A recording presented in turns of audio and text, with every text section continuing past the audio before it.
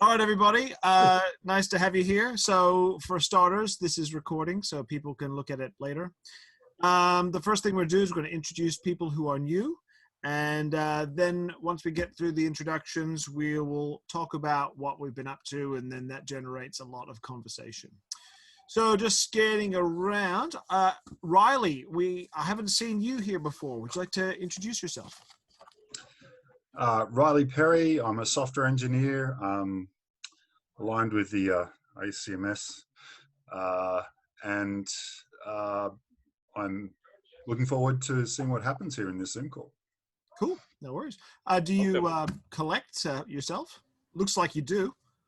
Yeah, I have a large collection. I probably have one of the largest collections of handheld games in Sydney. So yeah, but well, the word collector is a bit of a misnomer. I'm a hoarder. No, we don't use that word here. No. Well, yeah, I can't deny it. That's the thing. Yeah, Yeah. Anyway, that's me. Oh, that's great. That's great. So handheld games, is that something that you grew up with and you've just liked it your whole life, or is it something that you've picked up later on in life? Well, it's kind of a niche that I've collected a few over the years, but I thought, well, I need to, being a collector of computer equipment is, as we all know, a massive task. So you have to kind of narrow down your field of vision a bit. So I'm focusing on them for the moment and trying not to collect the other stuff, but it creeps in anyway. Yeah. You look a similar age to me, so I'm guessing. Did you have Game and Watches when you in the 80s when you were? Yeah, I have. Well, let's. So I have the large ones too, for example. Okay. Yep. And yeah, I might have. You had to have well-heeled parents to buy those large ones, because the little LCD ones were still $40 or $50 in 1983, trying to twist their arm to get you the desktop ones. What did you have, Ian? What was your favorite? What was your favorite one? The one I liked, or the one that I played the most on, was it was Oil something. Oil Panic. Oil Panic. Yeah, that was the one I had, and I think, like most people, I got a Donkey Kong one, and that seems to be the most popular, but also one of the most collectible ones if you can get it in its original packaging and everything. But so I have that. I have the original Donkey Kong in the original packaging. And maybe between 50 and 100 of the Game and Watch style games. I'm not sure exactly how many, but far too many. Never have too many. Never have too many. Yeah, well, I agree. Yeah. I've got about 30, which I had when really? growing up. Yeah. I've got the original boxes, a whole lot. When I married my wife, I said, I'll give you a warning. I buy something, I keep the bloody box. Yeah. It's, the original packaging is, I've been discussing this with other collectors. I've spent $100 on a box. Yeah. I don't know if you guys have, but yeah. Micro-B stuff didn't come in a box. It came in a plastic bag. Yeah, so Riley, I'm trying to collect the original 125 in television games, and and Kool-Aid Man, the box has been eluding me, so I spent $100 on that today, so I can get another copy of Kool-Aid Man in the cardboard box. So I'll be selling my non-boxed Kool-Aid Man. It'll be on eBay soon. Oh, really? Okay. Well, I might buy that, because I also collect consoles. So I've got many consoles, particularly the consoles from the so I have a boxed Magnavox Odyssey, for example. Oh, cool. And, Nice. And I'm I trying think to. Don Pappas has got one as well. Okay. He has. But yeah, so I'm collecting consoles from the 70s and 80s, and there doesn't seem to be much demand for the early consoles in the 1970s. So I'm having a field day just buying up all of these old consoles relatively cheaply. I think most of them, though, are sort of variation on Pong, aren't they? That's the or tennis type games with the yeah. So there are a ton of those. Once you've played I have my original, which my parents bought for me, which is Sheen M1200, boxed, fully working, the whole lot. Yeah, Riley's got one for sure. What Yep. model number is it? Sorry. Sheen M1200. 1 sec. I'll go get mine as well. Stuff it. Oh, We've lost our host. Oh no, he's back. Yeah, the Sheen, That's the one. the, Yeah. the Sheen 100 there. that's the M1200 there. I don't know if Yeah. you can see it well in the photo, but it was Yeah, try and get it in the right light. yeah, I have that too. Yeah, Yeah, hang on, let me check. it's got a bowling game, and the pixels are about the size of the average TV back then. Yes, yeah, I do have that model as well, but I don't have it boxed. So that's awesome having that. You'll get there eventually, Riley. You get box versions of all of them. Build an extension on your house if you're worried about, Yeah, yeah. where to put stuff. You can always go Well, upwards.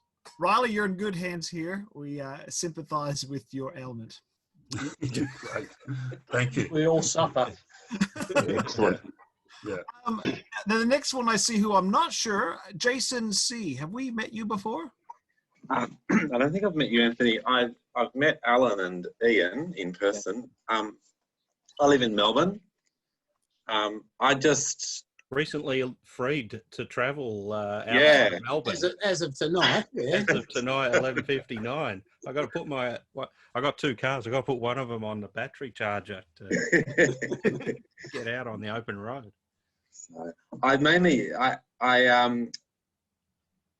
I basically, my interest is in micro:bee, and I just follow these different forums, and I just like the nostalgia of, oh, I remember that from when I was a kid, and I wanted one of those, and it's like that. You talked about that post with that old Burrows, and it was like, oh, that's cool, and oh, it's kind of yeah. So I haven't been actively doing anything recently, apart from. It must be 12 months. It feels like a lifetime ago, 12 months ago, trying to get the micro:bee sorted out. Yeah, but I just thought I'd come along and listen, and I don't know if I've got anything to contribute, but I just thought I'd come and say No worries. good day. Have you got a collection of anything? No, I've got my micro:bee. Oh, cool. What else do you need? Another one of the ones like you've got with the disk drive on the top.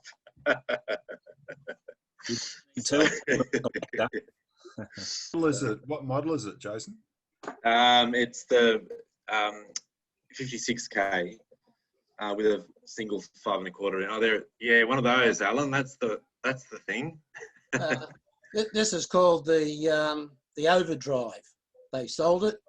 It's basically a premium 128.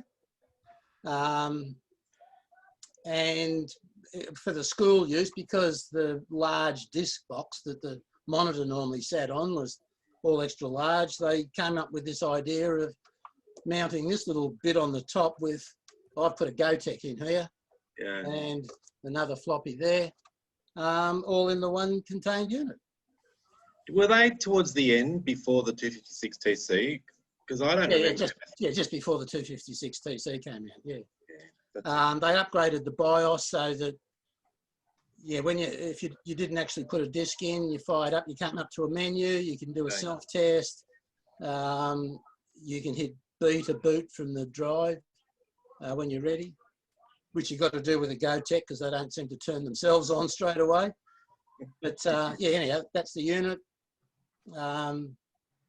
If you want to see some more pictures, yeah, it's on. Well, Jason, you obviously are aware you've seen them on the micro:bee site for them. Cool. Well, very good. Welcome. Thank you. Scanning through the lines, Jason, you've been here before, haven't you? Jason Oakley, you've been here before. Not on this conference Zoom, no. Okay, no worries. Well, First time. tell us about yourself. Well, first, funny that the guy should mention Oil Panic Game & Watch because I've just ported it to the Commodore 64. Oh, Called nice. it Toxic Frenzy, and I've got it on this little retro device. It's running the Vice emulator, and that's going to be coming out in conjunction with Freeze 64 magazine. I don't know if anybody gets that one. There's a, Nice. it's for all about Commodore 64 stuff, and it's got information, stories, interviews and stuff over in the UK. It's made, and that's going to, my Toxic Frenzy game I developed in assembly language for Commodore 64 is going to be coming out as exclusive release at Christmas with that magazine. So if anyone subscribed, they'll get access to download it.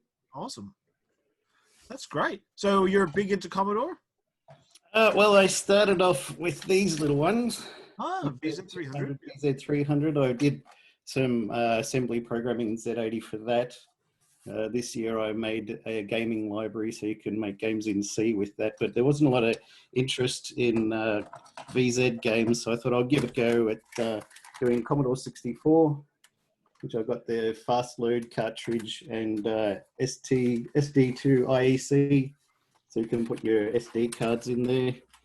And then just recently a friend of mine gave me a couple of his Amiga 500s, so I got the GoTech drive. I just put that together today after giving it a clean off and stuff. So been testing that out, but I've got to wait to get a mouse adapter so USB mouse could plug into it and work, because it's not easy to try and get a mouse from anywhere. Yeah, good luck with that. I've got an Amiga 500 I've been posting about. It's not going well. No. Listen, he actually gave me two. This one's got two missing keys and the other one had full keyboard. But I was reading online where you can just pop the keys out and give them a clean. So I did that a couple of months ago. And then today I went to put them back in and found out some of them broke the plastic post where they were plugged into the keyboard. So I've got this one here, which has got just two keys missing and it worked. And I tested it, came with a 512 meg RAM upgrade in the back as well. So I've got that plus the GoTech. I got a A520 on eBay, which works really well. Very happy about that. And yeah, sorry, I've just have a chat with Nigel Rhodes. Nigel He's got Rhodes. heaps of spare Amiga stuff. Yeah. Oh, okay. I joined a mailing list in Sydney for Sydney Amiga users group, and there was a guy on there who said he had a bunch of stuff, but he hasn't got back to me. So yeah, Nigel's pretty upright and honest, and that I got a really good secondhand A500 off him, mouse, expansion, original manuals, everything.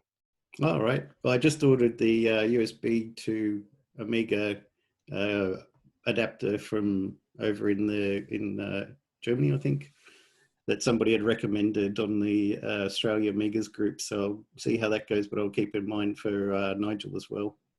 What did that sting you, that USB mouse thing? $60. I'm just going to figure out if the $25 one I bought is dead or not, or whether my Amiga port is dead. It's one of the two. I'm not sure. Yeah, a couple of people recommended this one. You can plug any kind of USB mouse into it as long as it's not wireless. And it also will work with the Commodore 64 as well as a mouse. So it's got its own built-in drivers and firmware that can detect what it's plugged into. You can plug in a USB mouse or a USB gamepad or a USB joystick, and any of those it'll convert to work for an Amiga or Commodore 64. That's cool. Have you not got one Amiga tank mouse in that whole place, Anthony? I cleared them all out, man. I cleared them all out because I liquidated all my Amigas, and I thought I'm never going to touch an Amiga again. And then I thought I'd like to play with an Amiga, and then I got an Amiga, and I don't have a mouse because I got rid of them all. It's always the way, right? It's always the way. Got to have the tank mouse for authenticity. Yeah. Yeah. Well, I've got 3 tank mice, but they're 1351s. They're not Amiga mice. Cool. Right. Well, welcome. Now, James, have we spoken to you before? I see those Intellivision games behind you, and for some reason, I think we're long lost best buddies. Quite possibly long lost buddies. No, this is my first time joining the chat here, so it's great to see everyone and all the different setups. Yeah, I just I'll swing around. That's my 2 systems growing up were the Intellivision and the Commodore 64. So that's what I've kept up with. Kept looking for games to expand to the collection and pick up anything else that comes along the way. Cool. And sorry. I was just going to say, what's the going price on Intellivision games? It's gone up quite a bit lately. I got quite a lot of these sort of around 5 to 10 years ago when people were just selling things off in a pack, and I'd go to garage sales and find things like games for $5, and now they're charging $30 for secondhand games. Yeah, but just to answer your question from my perspective, Greg, the common ones are cheap.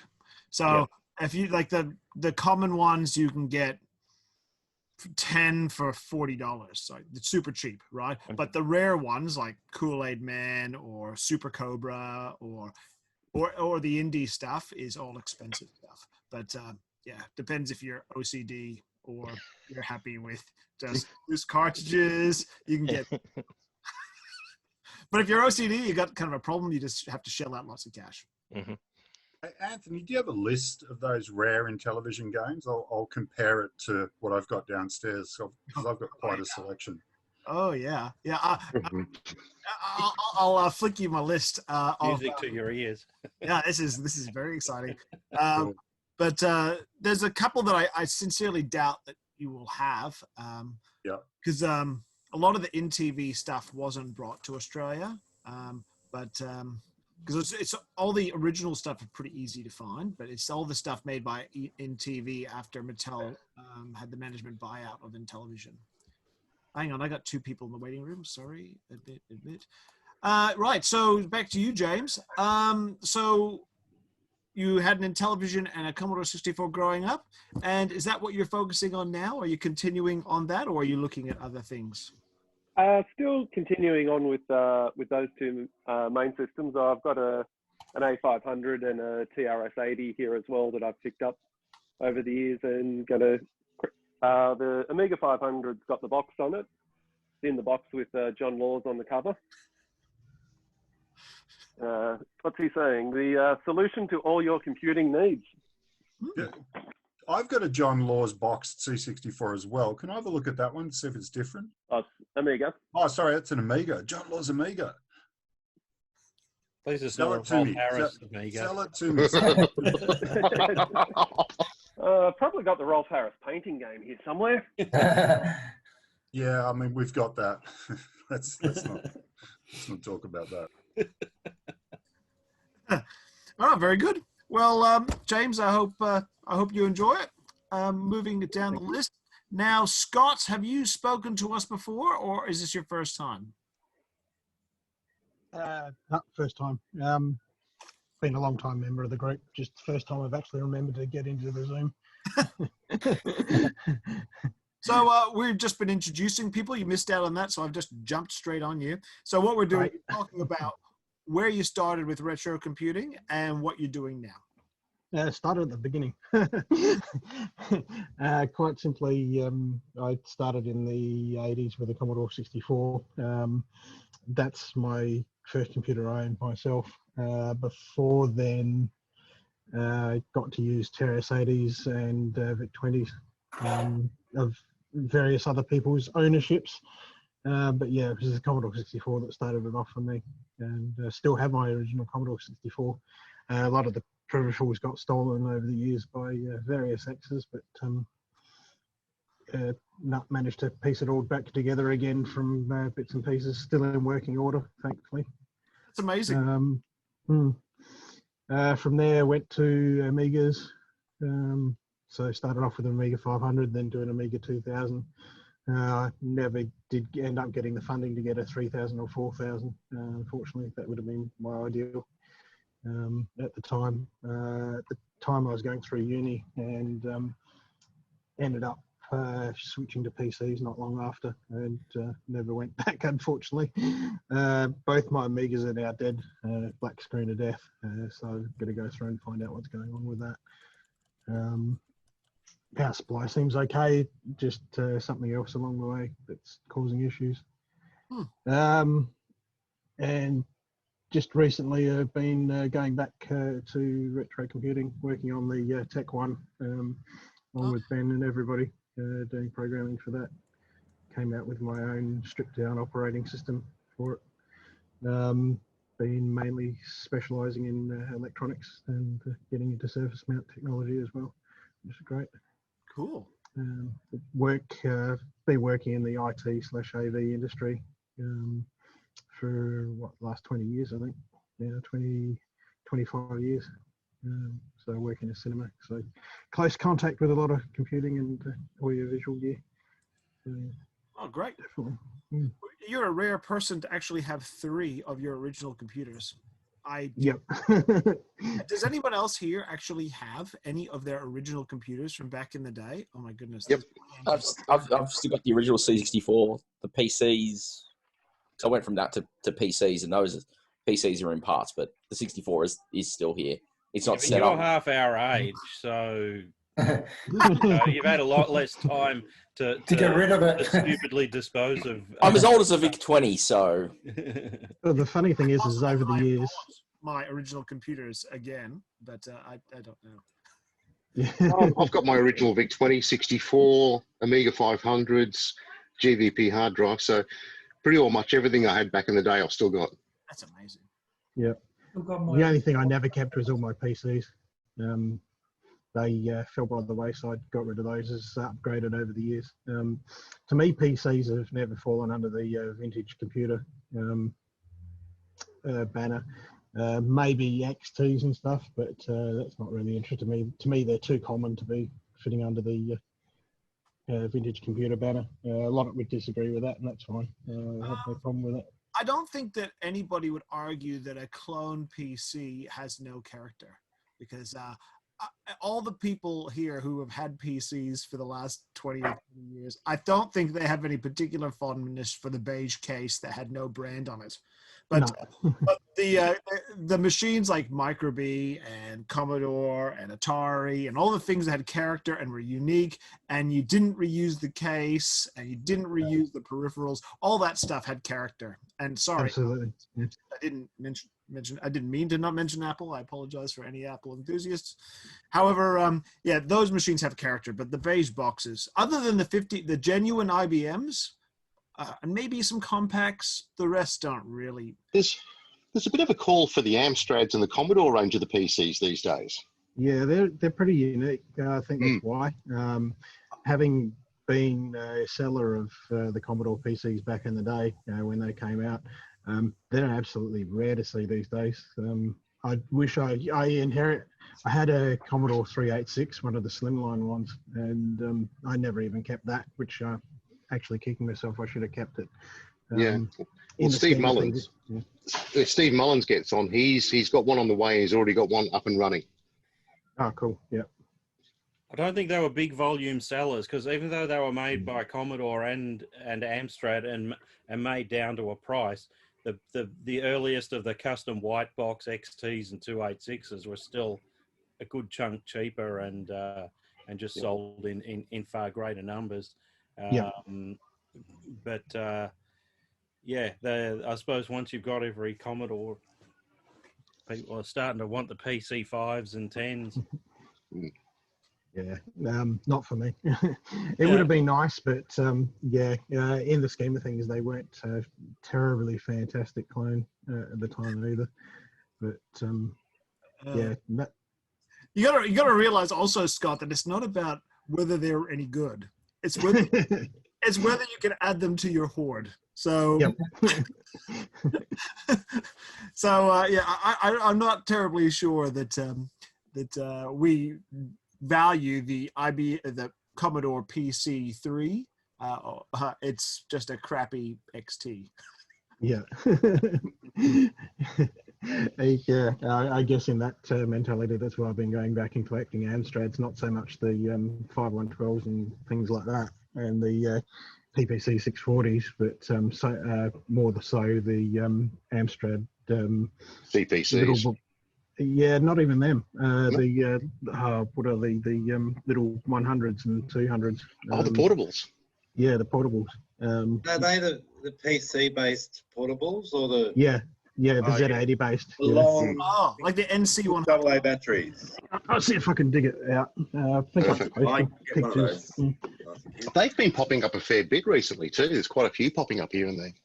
I'd love to get hold of the 200. They seem to be unique. So that's That thing there. I'll tell you a I'm sad getting a story lot. about that horrible thing. I used to go to a computer shop in the Latrobe Valley, and I was one of those irritating teenagers that would just hang out at a computer shop. I don't know if you can. Oh yeah, I know, that we all don't too relate I to was that. one of those. Anyway, I used to buy software, and I entered a competition, and Aussie Soft was running it. Anyway, well. Good old Aussie stuff. I signed up. Anyway, months I went back to the computer shop, and Tony, the computer, was, "Oh, Anthony, you won a laptop." I'm like, "Oh my god, I can't believe it!" And that thing came in the mail. I was so disappointed. I was They're like, actually "Oh a really yes, good PC. this piece of garbage, James." Here he was hoping for a Toshiba T1900 model. Yeah, I was expecting something with VGA, and yeah, I got this horrible, crappy thing that did a spreadsheet in a word processor connected via serial port. Yeah. Anyway, so yeah, the NC 200 or 100 or whatever it is. Yeah, I don't have any fun memories, but enjoy. Yeah, they're actually quite powerful because in the scheme of things, when we're working on the Z80s now, the fact that it's got paged memory and stuff like that's pretty interesting. You could do a lot with it if you could get into the nitty-gritty. You know, I've seen some people do it, but I think for me at the moment, it's a little bit out of my reach. So did they have more than one of those models? Was there more than one of those, or was Just the 100 and the 200, and there was a really obscure 100 model, I think it was, that was some from foreign language version. It was either French version or something. Strangely enough, is actually slightly more powerful. But yeah, goal would be to get the 200 model, which has the 3.5 inch, 3.5 inch floppy drive on it. Cool. Very good. Well, welcome, Scott. And Thank you. I don't know if Adrian's actually picked up on this because Adrian's just came in. So what we've been doing, Adrian, is we've been introducing ourselves, talking for new people to this forum. So we say who we are, where we started back in the day, and what we're doing now retro-wise. Yep. Okay, shall I say hello now then? Yes, you're on. Okay, so I'm Adrian. Currently, I own and operate 2 Apple service dealerships in Sydney, in New South Wales, called Mac Medic. Started on a Mac Portable. My dad got a M5126 backlit portable as part of his job back in the early 90s, and that's what really got me into the Mac side of things, which has been where I've kind of stayed. We did have an XT clone in the mid 80s, 86, 87, which was my first kind of introduction to computing. But the Mac is what kind of captured me. At the moment, I am restoring a whole bunch of my older machines. One of the guys at the office is, one of our new guys is big in the Apple II stuff, and he's been giving me a lot of help with some of the more nitty-gritty electrical stuff, like with my Lisa here, because some of the stuff is just very frustrating and hard to pick up when you've got bad voltage tolerances. I also had an Amstrad NC100 back in the day. I was probably a bit younger, and I thought it was the best thing ever when I got it for my 9th birthday or 9th Christmas. But there is a 150 as well. So there's a 100, a 150, and a 200. I did years and years ago order a 150 and a 200 from the UK, and they're somewhere. I'm assuming at my parents' place. But I've never actually played with them. But it was one of my favorite little toys as a kid, and I actually wrote to Amstrad because there was a problem in the manual with one of the BBC basic applications printed, and they actually wrote back to me, and I've got a letter from Amstrad somewhere in the UK thanking me for pointing out that their manual was wrong, and they sent me the correct basic code to get the analog clock working, which doesn't work in the manual. So that's Oh, there you go. So, Adrian, I apologize for offending your prized computer. But oh no, it's fine. Look, I can understand. It's look, at the time we were between computers because I didn't have, like, I had my dad's laptop if he happened to have brung it home from the office, but our XT had died a death. There was something wrong with the XT itself, and this was between getting an Amiga 600 and having a actual PC at home. So the NC100, like I say, as a 9-year-old, as a personal computer for me, it was great. Used to just write up documents on it, stick on a IBM printer, and just, you could just print out anything you wanted. And it was, like I said, as a 9-year-old in school, it was cool to just be able to word process, basically. What year would that have been, Adrian? 92. So that was Christmas 92. I got that. So that was a lot of fun back then. I was still carrying around a Model 4P TRS-80 at that time. Yeah. I got one of those later, like 95, 96. My dad bought one home from work as well. But that was it was basically like the NC100, but a decade earlier kind of thing. Yeah. It was very similar in so many ways. The layout, the keys, even the programming was exceptionally similar to the TRS-8100. So a nice little machine. So that wonderful Twiggy Lisa 1 you have behind you, that's not well, I take it. That's the one that's not well? It's not. It's actually okay at the moment. The profile is just getting the power supply redone because it had a bit of a death, but it's fine. The power supply in this has been giving me a bit of grief. So I thought it was the video board causing the trouble, and I recapped that and redid all the potentiometers, but didn't fix it. You can't tell because it's got a anti-glare screen cover on it, but there is a hole blown in the front of the CRT from basically the line dropped to a dot. So I turned down the brightness as much as possible and pulled the power, but it was too much, and it still blew a hole straight through the shadow mask, which is the first and only time I've ever done that on a computer. But yeah, the worst one. Look, I got told by Jeremy Barheit that the Atari 1000 CRT is the same CRT as this. So I actually do have an Atari screen sitting at the office to steal the CRT out of. But yeah, I'm not too fussed. Getting a new CRT for this is not the hardest thing to get. Yeah, there's many harder parts that took a lot longer to get than the CRT, that's for sure. Does that Lisa have the external video like the Lisa 2 does? Yes. So there's very little difference between a Lisa 1 and a Lisa 2. Ultimately, the Lisa 2s have they have the external parallel port on the back for the disk drive, which doesn't exist on the Lisa 1 because it's internal. Other than that, they are practically, like externally, they're indistinguishable except for the face, obviously. Sorry for just butting in here, but did you say parallel port? An internal parallel port on the Lisa 1? So they use a parallel port for their hard drives, internal and external on the Lisa. So it's just a DB25. It wouldn't be actually a printer port, a Centronics parallel port. It's DB25 port.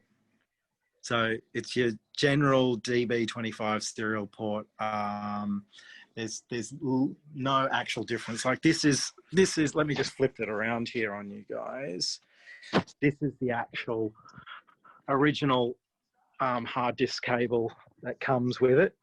So this is actually Apple Australia's tech training one. But before they had the molded cable, they just had the DB25 with a cable removed. There is a later molded cable, but generally speaking, that's what you had back in the day. And there's your Twiggy drives, which everyone always wants to see. There you go. So very big and chunky. Yeah, not the most reliable things. I haven't even tried to start to work on them yet. That requires a lot more time and effort. But so, again, I'm sorry for interrupting yet again, because I worked at an Apple shop whilst these things were actually new. You've got, when you pull the front off, there is a 5 1/4 inch drive with the slot at the front. Is that just you put it in the wrong way, or did they actually read from the front? That's how what am I imagining? That's showing the Twiggy disc. There's a disc in the top drive. The disc is that's- double-headed. Yeah, the disc. So they're double-headed Oh my discs. god! I have. So they're not. That's awesome. Twiggies are actually a modified high-density 1.2 meg floppy that has multiple extra notches and a rear cutout. So that is actually standard disc. That's how they were able to get data onto them, was by using both sides of the disc.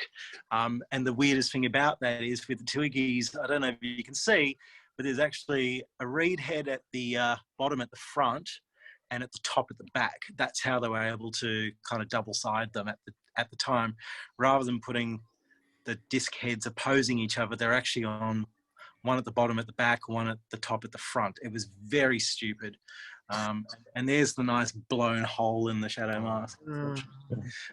It's quite a decent. Talking about over engineering stuff, then. Yeah. Well, this was Steve Jobs, right? Yeah. Well, you're funny you say that, because he's usually the king of simplicity. You know, any more than one mouse click and it goes. But yeah, overcomplicated hardware. You know what's also Oh, simple? absolutely. Getting spare Twiggy discs. They're not very common. Yeah, well, look, I think they're more common than people think. These puppies here. Oh wow! But they were a gift from the person that sold me the Twiggy drives themselves. A set of new 3M discs. So, and look, if you bought them back in the day, you used to be able to get a free calculator as a gift. So they probably cost a small fortune even back then. But you can actually modify high density 5 1/4 to work in the Twiggy drive. Apparently, it's That a was little gonna be my known. next question. Yeah, little known fact.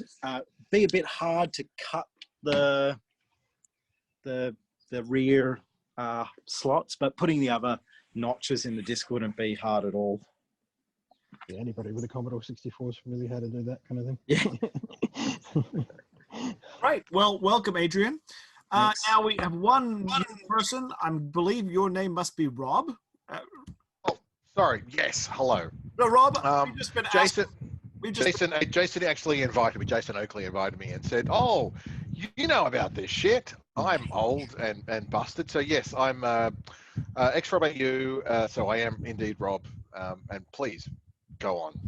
Rob, would you just like to tell us how you got involved in computing at the beginning and what you do with computing now in relation to retro and modern?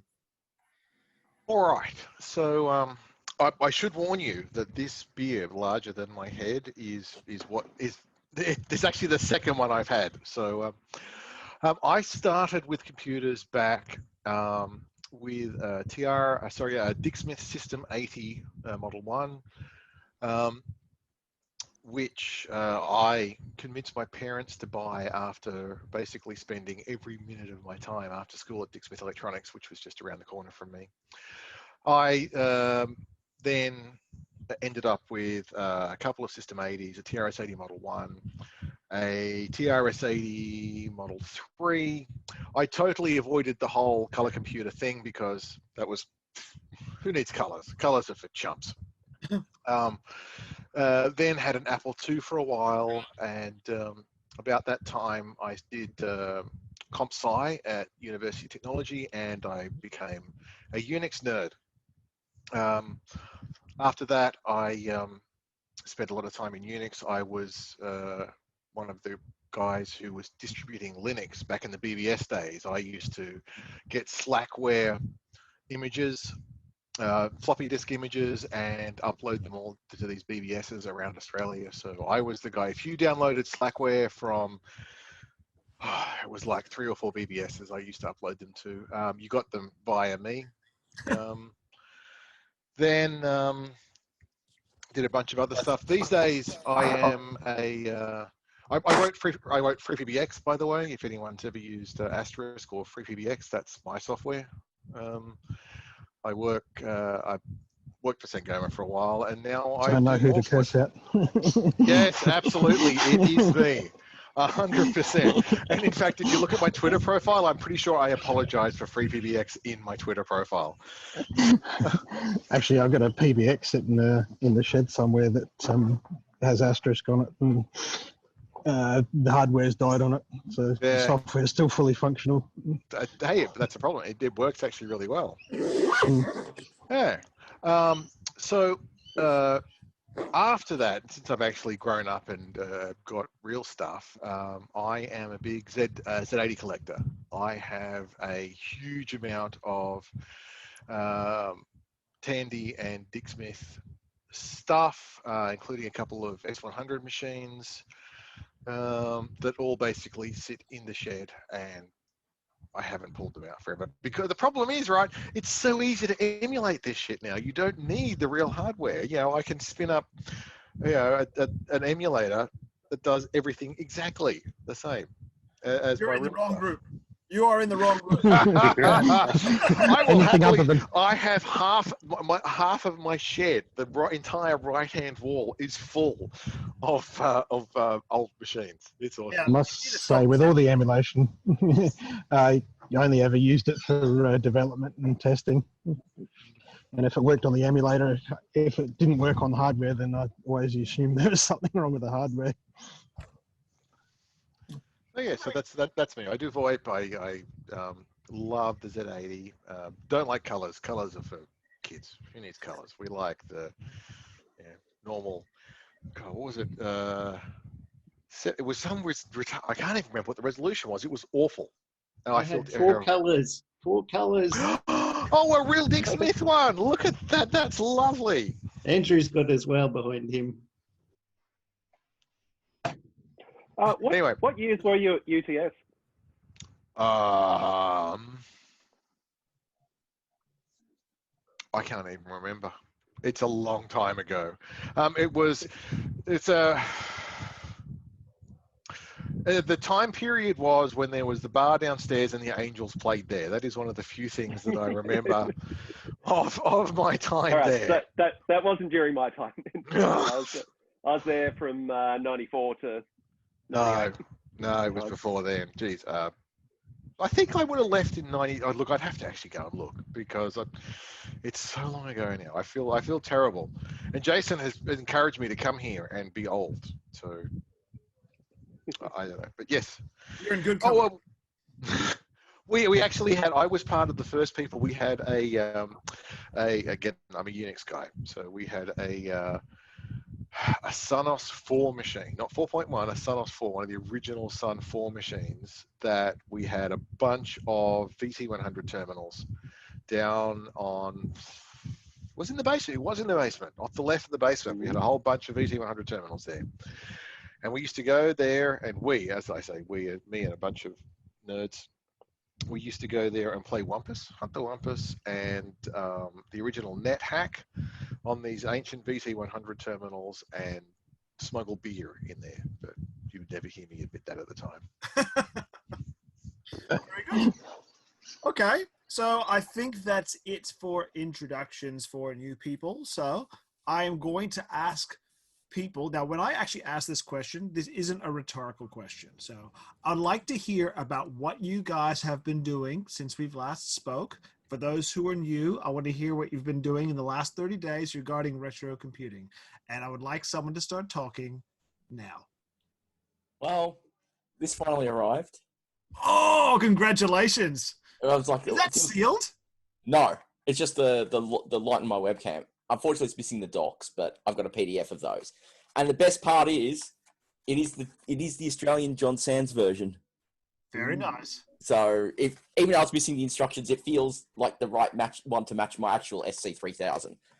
I haven't had a chance to test it yet because I've been low on IPA to clean the cart, just the thing you do before you spin it up. And this arrived a few days ago, which I haven't had a chance to try yet. That's a Atari interface. That's from Derek Osborne, who posted that on the group. So it's basically you plug a Atari Commodore joystick into a Coco or Tandy PC. So I'm looking forward to being able to play games on my Coco with a real joystick instead of the horrible Tandy ones. Oh, great. So yeah, I haven't had a chance to give that a shot, and I haven't had a chance to pull it out to do the memory upgrade either. A little chaotic in my space this month, so hopefully I'll get a chance to do that soon. especially now things are improving a bit.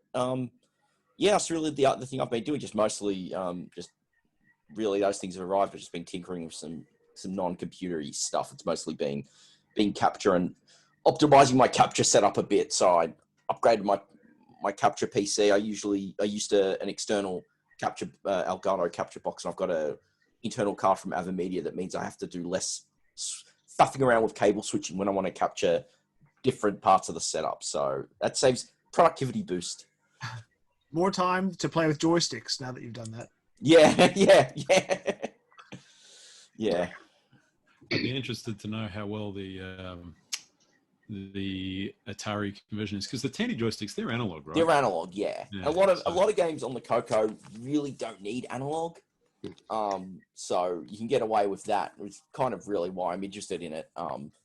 They'll also work on the Tandy PCs, I believe, from what Derek was saying. Yeah, has the Tandy PCs and the color computers have the same joystick interface. And on the PCs, I think you do need the analog stuff more than you do on a Coco. So be looking forward to messing around with that for sure. And what is the letter B at the end of that basic level 3 cartridge? So basically, it's memory configuration. So level 3A, like there's level 2 and there's level 3. Because unlike most home computers, the SCs don't have any there's a very minimal bias, and to run basic you have to run the cart. And basically level B, 3B has more RAM than 3A. It's like 16 in 3A and 32 in 3B is pretty much what it means. So this means I can also get tape images of the various software and load the tape files, or find out if they're still doing the Survivor's cart and get one of those. I've forgotten to chat with the folks over in NZ who are responsible for that. If you get a response out of them, let me know. yeah, I can do that. Yeah. And actually, if you do, order me too.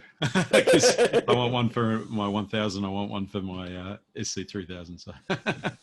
Yeah, it's just a case of getting spare stuff to gut the case, unfortunately. Although I think saw someone actually has been 3D printing SC cart cases, so that'd be handy. I'd rather not gut a game unless I absolutely have to. Couldn't you just stick a ROM cart in there? Just just a circuit board with a... Yeah, I mean, it depends on just whether the physical weight, you don't want to stress the cart port. Just like a little crappy thing like that. I mean, it might work. It'll work, but it's exactly what you're saying, which is you don't want to stress the port. Yeah, and for me, because it's not a permanent setup, I'd want to be able to have something to safely store it when it's not in use.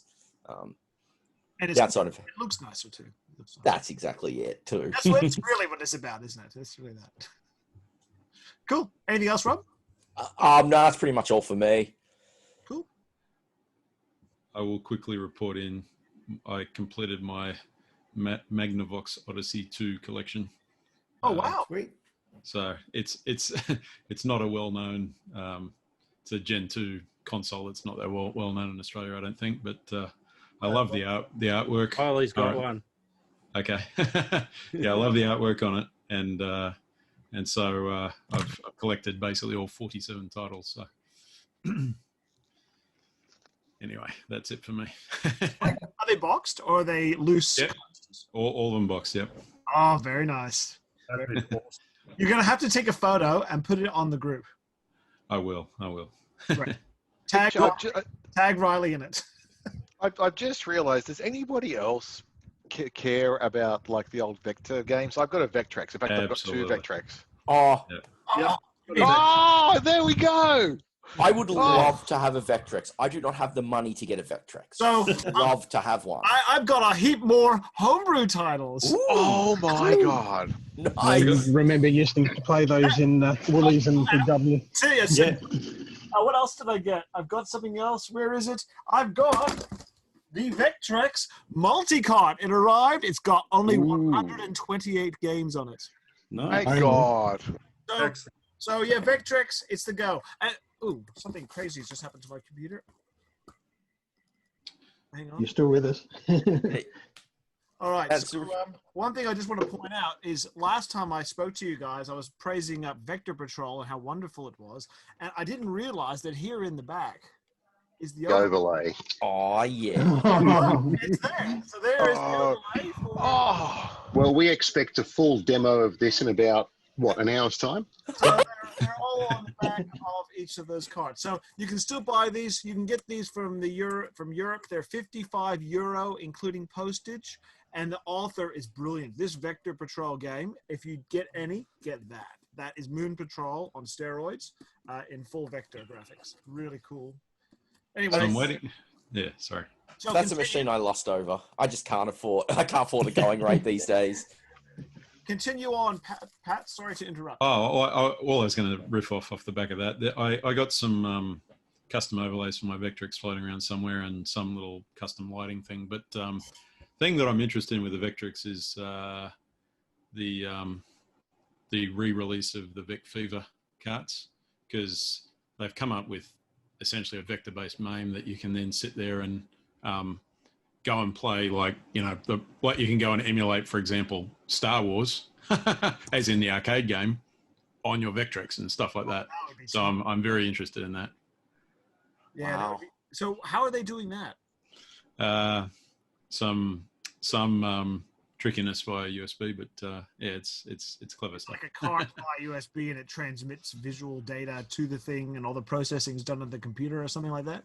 I don't know if I don't know. I'll have to look a little bit more into that. But someone showed me Doom on the Vectrex, but some magical was done, not dissimilar to what I've just said, where they've actually bypassed the Vectrex and just driven the screen by something.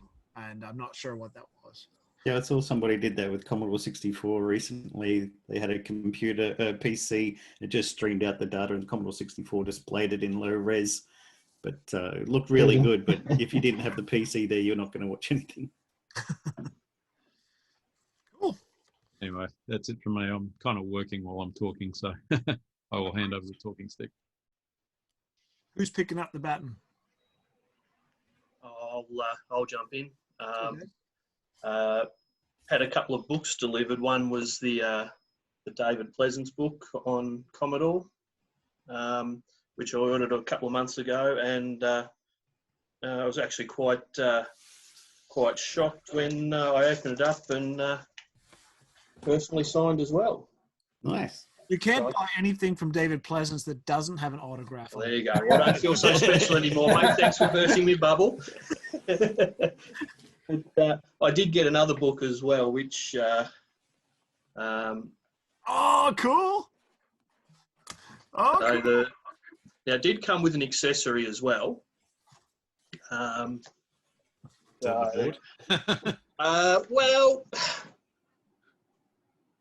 Yeah. Oh. Oh, wow. So, yeah, small accessory came with the book, which is nice. So... that must have been Is that an original or a clone? It's an original. Wow. Can you show me, is that a Moss one or a Commodore one? It's a Commodore one, so it's just... The Kim one. Yeah, so it's got the Commodore branding just up there. Oh, yeah. Wow. So it's a later one. It's a revision G. So and the chips are all dated late 1980. So it is quite a late one, but in pretty good nick. So so happy with that. Never thought I'd get my hands on one of those, and I don't know if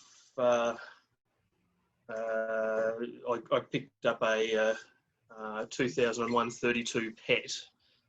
Quite a rusty one, so that one's going to need a bare metal respray. So any of you that like me play with cars as well, it's right up my alley. So very good. How bad is it? How bad's the metal? It's actually, I'll just go and grab the case. It must be nearby. I don't think he's heading out to the back shed. 5 minutes, guys. Yeah. Forgot to mention I got Sid Meier's memoir, which is called cool. Memoir. That'd be awesome. I got one from Ken Williams talking about Sierra Online. That was a good story. Have you read it? Yeah, it's really I haven't good. read it yet. It's still in my pile. Wow, that's not that bad. No, it's surface rust, but it got a little bit banged around on the rear hinges. Oh yeah. Actually, you can see the rust on the edge there. Exactly. So. Did you see the one David Vermont picked up on eBay for like $80 out of Sydney? It was just this giant pile of rust. It's like Yeah. he posted that the other day, didn't he? Online. Yeah, he Pictures bought of it maybe a year ago, but the seller wouldn't post it. They wouldn't take it to a postage center or anything like that. But I tell you what, if someone wants a hobby, that was the one to get. Steve Mullins and I saw that one, and Steve said to me, "Oh, is it worth grabbing?" And I'm going, "Well, it wasn't far from me here in Sydney, so I was like, oh, should we?" Yeah, I think you can't go wrong with a pet. Well, what have you got there? Oh, Reefer. Reefer cap. Oh yeah. Lovely. Everybody's friend. Absolutely. Out of my 4P, so the 4P's up and running again as well. So was that like that in your 4P, or did it blow recently? It blew this morning. So not this morning. After I saw you on Friday. So I thought, yeah, let's fire it up, and little mini mushroom clouds. So good stuff. And they have a fan inside them, the 4P. So absolutely, rapidly ejects it out the air vents. So my living room smells like reefer. Yeah. Not the good type. No. The other reefer. That was actually funny, Ian. Kudos to you. I'll go next. So I caught up with David Merton on Friday. That doesn't sound particularly special. I was thinking, is that it? Is that it? Considering how long we've been in lockdown here, actually catching up with anyone to chin wagging and trading of vintage computer stuff has been a long time between drinks. So got a boot full of beige boxes and other things which I'll tear apart and make a living on. That's right. One of the other things I was going to mention, I saw a post from Craig from Texas. Craig Pierce. Pierce, yeah. Yeah. He put a request. He said, do we want to run the next one at like 3 or 4 o'clock because it fits in better with his time to tune into this thing in Texas. So maybe we'll get a show of hands. Who wants to run the next one at 4 o'clock? Yeah. No. Yeah. All right. I'll let him know. It went down like a Led Zeppelin. Rather than that approach, because I think this is a great forum. So the reason why 7 p.m. was chosen was so that a certain admin could turn up on the second Sunday of the month at 7 p.m.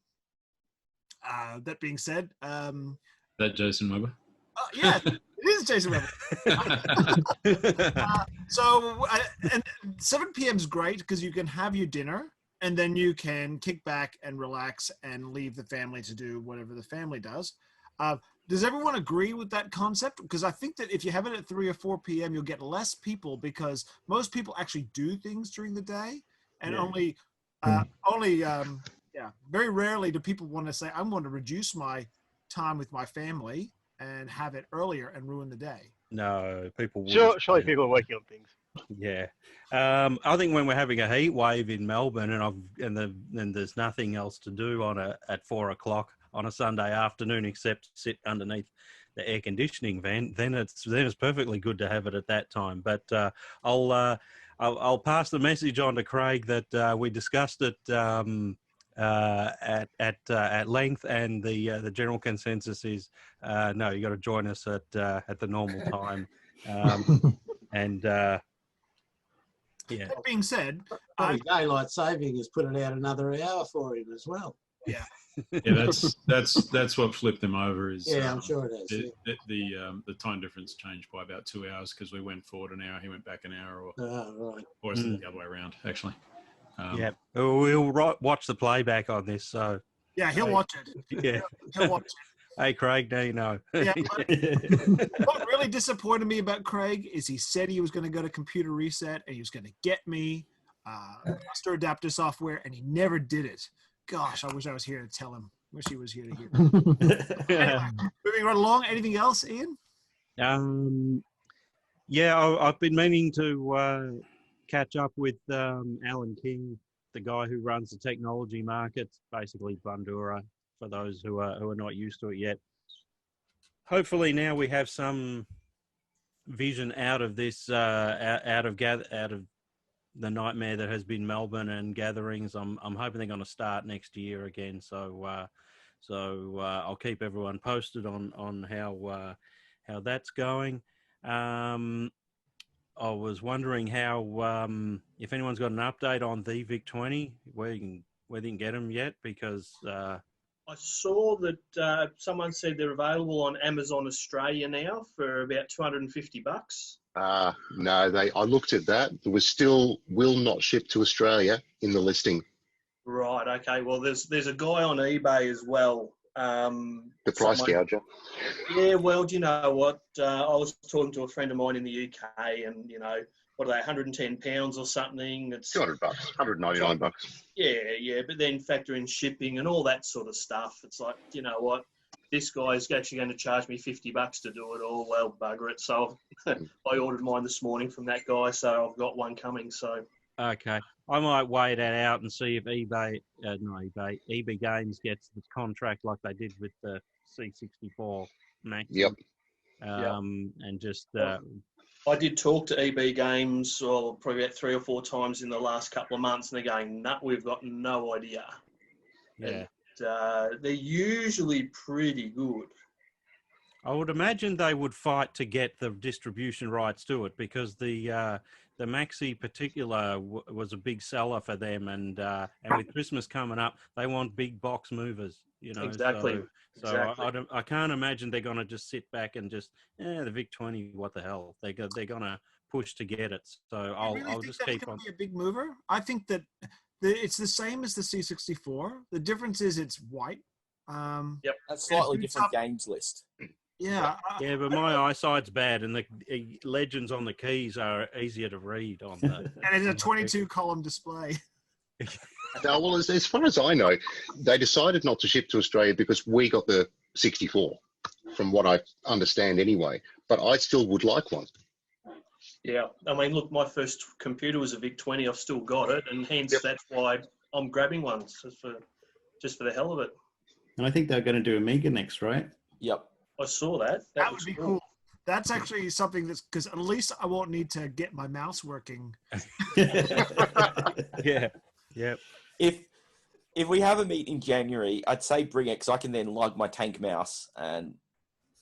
Yeah, we can at least try it so we know your machine's not fried. I'll bring my Amiga because I don't know if it's dead or I just can't figure it out. And I like to think I'm a pretty smart guy, but either that thing I've bought is just a piece of crap. Well, I'm sure Jason McCall.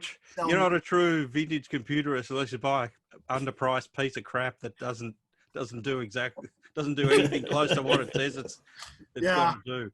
Yeah, are you sure the mouse you're trying to plug in isn't just plain too modern? Have you tried a real ancient thing like an IBM PS2 2-button mouse or something? Well, as it turns out, I don't have one of those. No way. I have been scouring my house for. I've got PS2 mice, but they're all these crappy. Like this one here, it's a Honeywell one, and I've got some crappy ones, but. Yeah. Anyway, I'll bring it. You got to bring your tank mouse. It's a deal. Either that, or I'll jump up to Steve Mullins' joint and test it there because he's in Nary Warren. But anyway, you're probably going to be coming to my place. You're going to bring an Amiga mouse with you, and then you can pick up those computers. Yeah. I'm sure I've got a mouse there. I've all 3, something like that, and spare parts. But very good. Anything else? I've been building stuff, so I've been building all sorts of things. So I've got, that's just the blank board, but that's the joystick adapter for the Model 1. Just plugs into the expansion port and plays as you plug a joystick in. Hey, Ian, on that, is there, does the Model 1 have any joysticky software that would use a joystick? or does that map to a keyboard type approach? No, most of in the early '80s, when the sort of the best of the TRS-80 Model 1 and 3 games came along, they a company called Alpha Products produced a joystick that connected to the bus on the computer, and then released fairly liberally the information on how to program it for joysticks. And so subsequently, most games after that utilize the Alpha joystick. And so what this is just a repro of the Alpha joystick. So most of the decent games, most of the ones you're probably used to playing, Frogger, Zaxxon, Galaxy Invasion, Armored Patrol, all those ones will have native joystick functionality. So it's just something I've been meaning to sort of release for a while, and it's Will that work on a System 80 expansion box? No, wrong size bus. Wrong size. Oh, yes, 40 and 50. 40 pin versus 50 pin, and yeah, well, surely there's an adapter. Yeah, if I thought there was some money in it, I'd probably make one. Yeah, that'd be right. So I'm also making this. This is the Fred for the 8-inch TRS-80s, like the Model 16 and the Model 12 and Model 2. So I've been making those.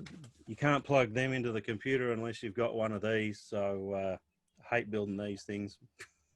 They got something like 50 obsolete chips on them, as well as a banker RAM and everything. So what is that? That is a hard disk adapter for an 8-inch TRS-80. It looks similar to a S100 card, but it's got the smarts of it is a Z80A CTC, which controls the hard disk functions, but it's also got a 16K RAM bank because more memory is better.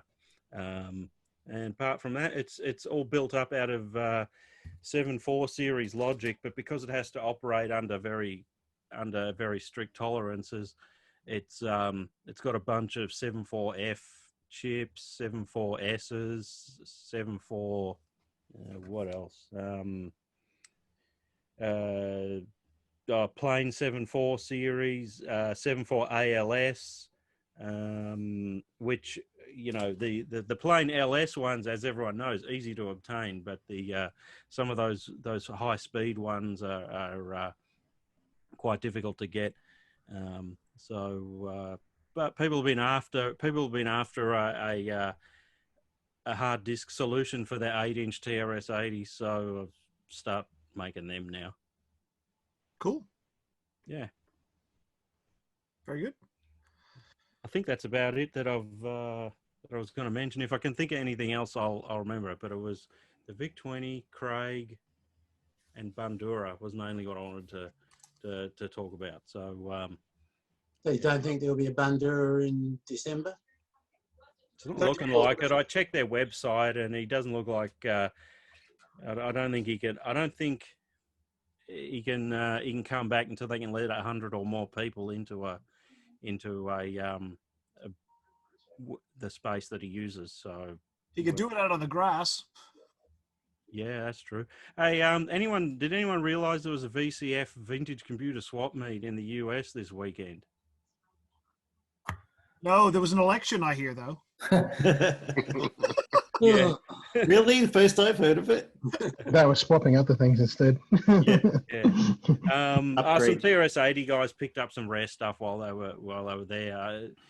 My friend who lives in New York, so it can't be that far from New York because he drove there. So, but yeah, it would have been cool to go along to something like that. I'm hoping that Ewan can get his mini fair running in 21 with its accompanied computer vintage part swap meet. Yeah, that would be good. I look forward to it.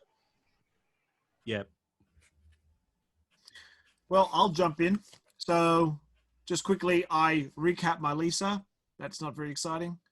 I did a lot more recapping. I've picked some stuff that's been sitting in my work to-do list pile. I've been selling a heap of stuff on eBay. I don't know if anyone's noticed.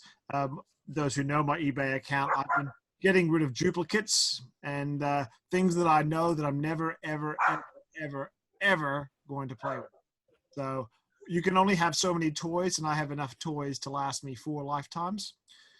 I converted my little Mac Classic, Color Classic, to a Mystic Mac in the last 4 weeks, and I replaced its hard disk with a solid state SCSI 2 SD, and boy, does it fly. And it plays all the old Mac games wonderfully. I highly recommend doing that.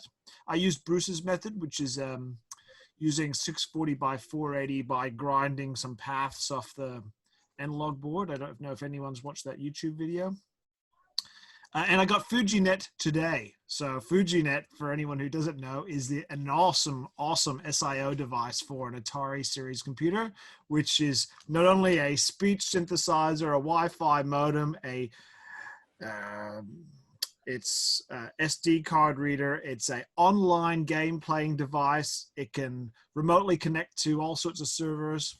Awesome bit of gear, lots of fun. Highly recommend it. $60 US, including freight. Worth every penny. Other than that, not much. How's your color monitor going? Sorry? How's your color monitor going on eBay? That is the most expensive color monitor in history. And there's only 7 more where that came from. So I've got you guys get on it. That's crazy. I don't know what's going on, and it's not even that good. It's fine. It's just I know. Not $660 fine. But if anyone needs an Apple Color composite monitor, $660 is the going rate. I hope you're throwing in the cords. Nope. No, no. no. They're extra. The cords, they're just getting a monitor. That's it. Jesus. I got one sitting here that looks like it's styled along the lines of the 2C. So I don't know what that color monitor is, but it's definitely a composite 2C era monitor. Is that the little one with the stand in? Might have had a stand. It's not as big as Anthony's one, but it's not as small as the 9-inch one. Maybe maybe Adrian. There is another one. Adrian, I think Adrian's about to show us how many monitors. I was going to say this one's a little rarer. Oh, that's a 100. That's awesome. Was that ever sold in Australia? I don't think so. No. Because that is just one cool bit of gear I would love to get for my Apple III. Yeah. And that's actually just below it there, just to point out, that's an Apple Network Server 300 prototype. Oh, wow, cool. They never actually sold those. So there's the 500 and 700, and that's the 300 of what would have been. Plus my favorite old Mac up there, the portable. Is that the box for it? Yeah. What is that a picture of? The portable. In a very artistic. That's very interesting. Very interesting. Yeah, that's very vaporwave. That looks like my cupboard. Clothes below, computers above. Yeah. Just shove them wherever you can. Exactly right. All right, who's next? If anyone likes the TRS-80 stuff, I did a interview last year with Greg Dubois from Dubois and McNamara, who made Hoppy and Ghost Hunter, and he also talked about how he made games for the VZ200 for Dick Smith using his TRS-80.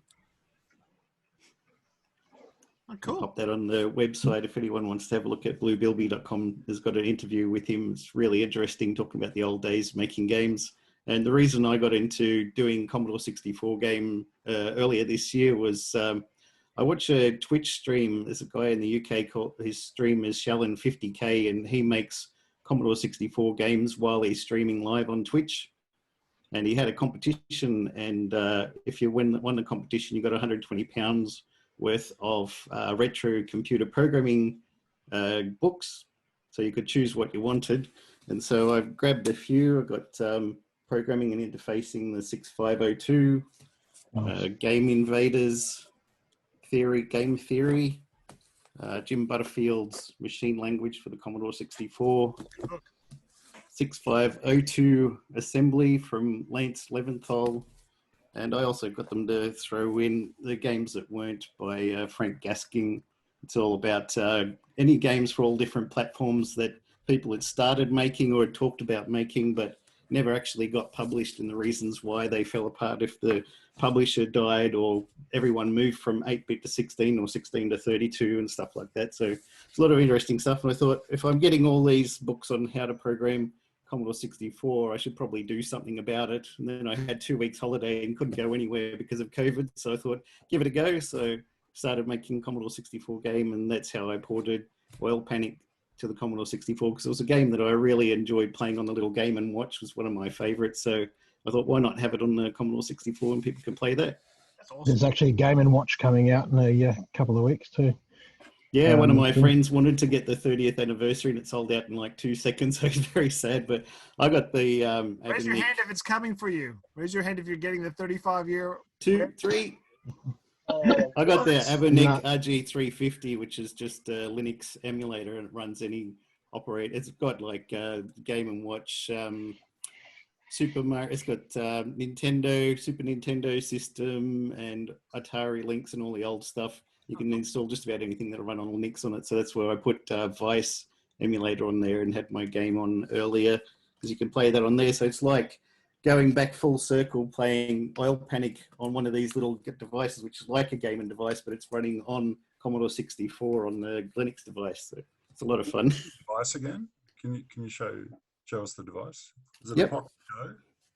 It's Abernic RG350M. So the M is for metallic one, and they have a plastic one as well, and the 351 just came out recently.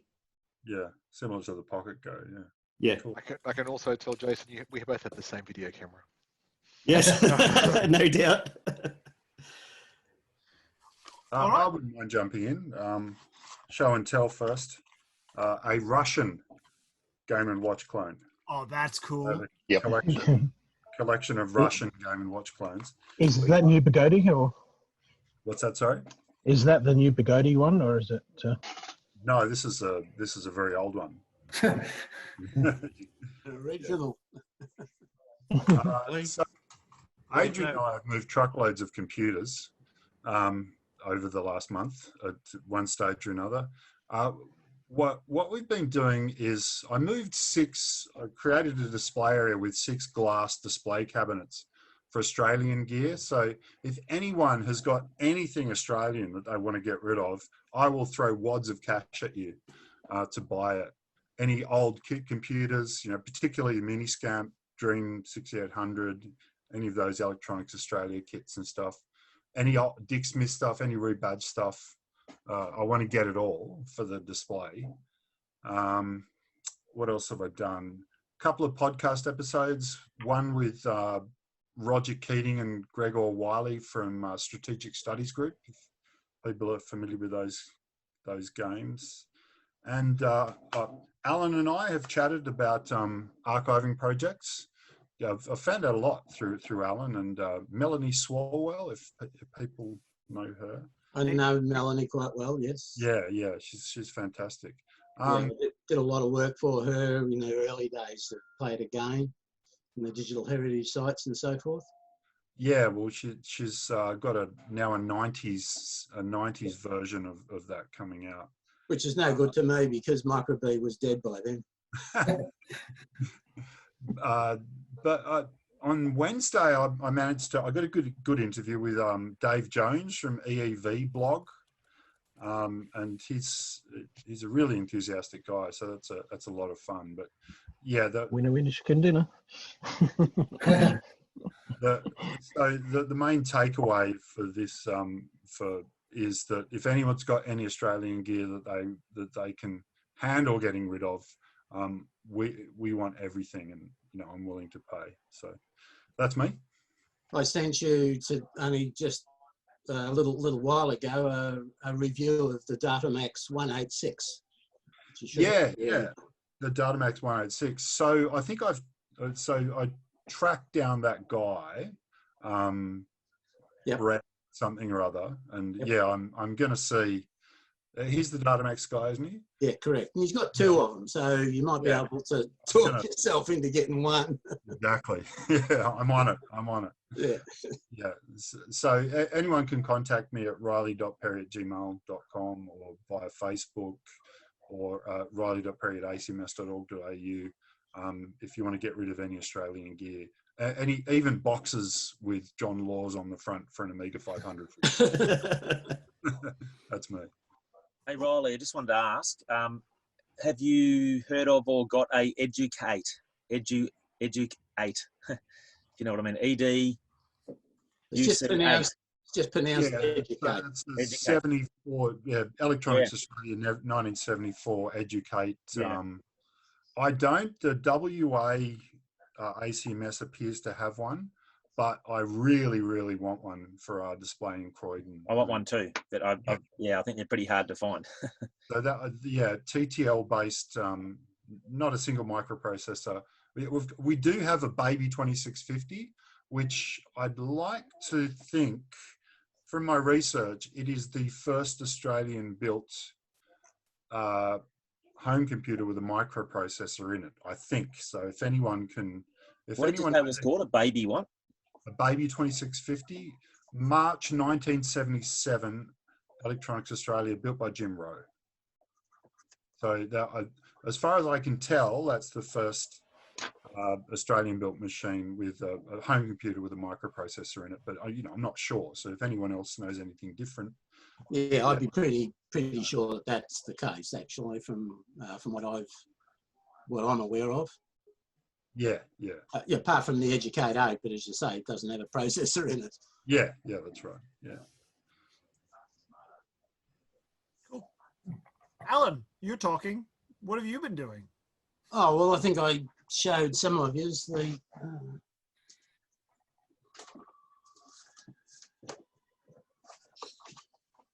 the Micro B Overdrive. Biggest problem with, as everyone knows, with Micro Bs is the damn keyboard. And Ewan's just been selling some keyboard kits in recent times.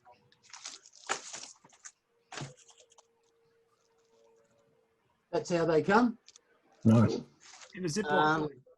Bag of keys, couple of, there's an extra plate that goes over the top, and then there's a printed circuit board underneath to solder all the keys to. Does he have those in stock now, Al? He should have. Whether he's sold out again, they're going pretty quick as fast as he's. And there's the two varieties. There's one for any the normal standard ones, and there's ones for the premiums as well. That's a premium kit. He's also got the kits for a keyboard that you can add a PST keyboard to your Micro B if that's the way you want to go. I've got one of those. Those keyboards on the Micro Bs are terrible to type on. What are the new ones like? Oh, fantastic! They're a little bit stiffer. Okay. But I should drop around and I can bring around and show you one. Was there a link posted in the group for those keyboards? I seem to recall seeing something, but not a link. Okay. Yep. Yeah, I'm pretty sure there was, but just go to microbtechnology.com.au and go to the shop. They'll be there. Last time I spoke to him, which was only about 5 days ago or so, he had 2 premiums and 5 standards, something left, but whether they've sold since, just asking. That was how I first got into computers, was with the Micro Bs. We had them at our high school and we started using them there. That and the Apple IIe and the XD Sorcerer were the computers we had in our computer lab. Yep. Yeah, well, I'm probably, looking at all you guys, I'm probably the oldest here. You talk about you grew up with VIC-20s and everything. My kids grew up with those sorts. It was I'm funny. not I far was just behind. thinking. I was just thinking. Jason was saying Ed, that I would like. We were one of the first schools in year 6. We got the first microbee. It was a massive thing about how in year 6 we were getting these. We were a bleeding edge school getting these Australian computers in year 6, and you got them in high school, and it was all Yeah, very we didn't get to use it till year 8 when they had computer studies. That's when they started teaching, but I already taught myself Microsoft Basic by then. We had like, I think 8 or 9 micro Bs. So when we were doing the course, everyone had to share a micro B, but by then I taught myself Apple II Basic. So whatever the teacher did on the board and had everyone do on the micro Bs, I just converted it to Apple II Basic and I got an Apple II to myself while they all had to share micro Bs. So I was happy. Yeah, well, it was through both in 68, 69 doing my, I'm an industrial chemist by profession. Nothing to do with computers. This is just my hobby. But I was writing in Fortran 4 on punch cards back in those days. Nice. Many home computers weren't even invented yet. I used to love doing that in primary school. Doing the punch cards and getting them sent off and get a printout back again. Yeah, well, Footscray Tech didn't have a computer. Again, we'd write our programs out on these pieces of paper, and they would send them off to someone in Melbourne who was contracting, hoping to sell a computer to Footscray. And and you get this stack of cards back and a printout that sometimes they've got to stop because it can go into a loop and all that sort of stuff. Yeah, Delmo, Magnum, Delmo, yep. Yeah, Riley's got one of those, I'm sure.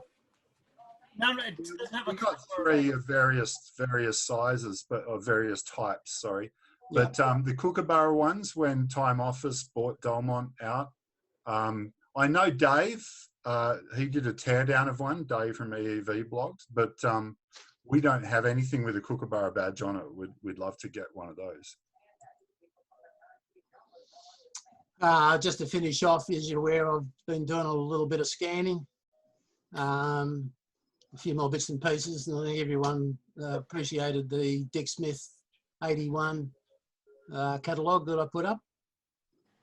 Thanks to Kim John, who's gone off. He was on earlier before, but that's where it came from.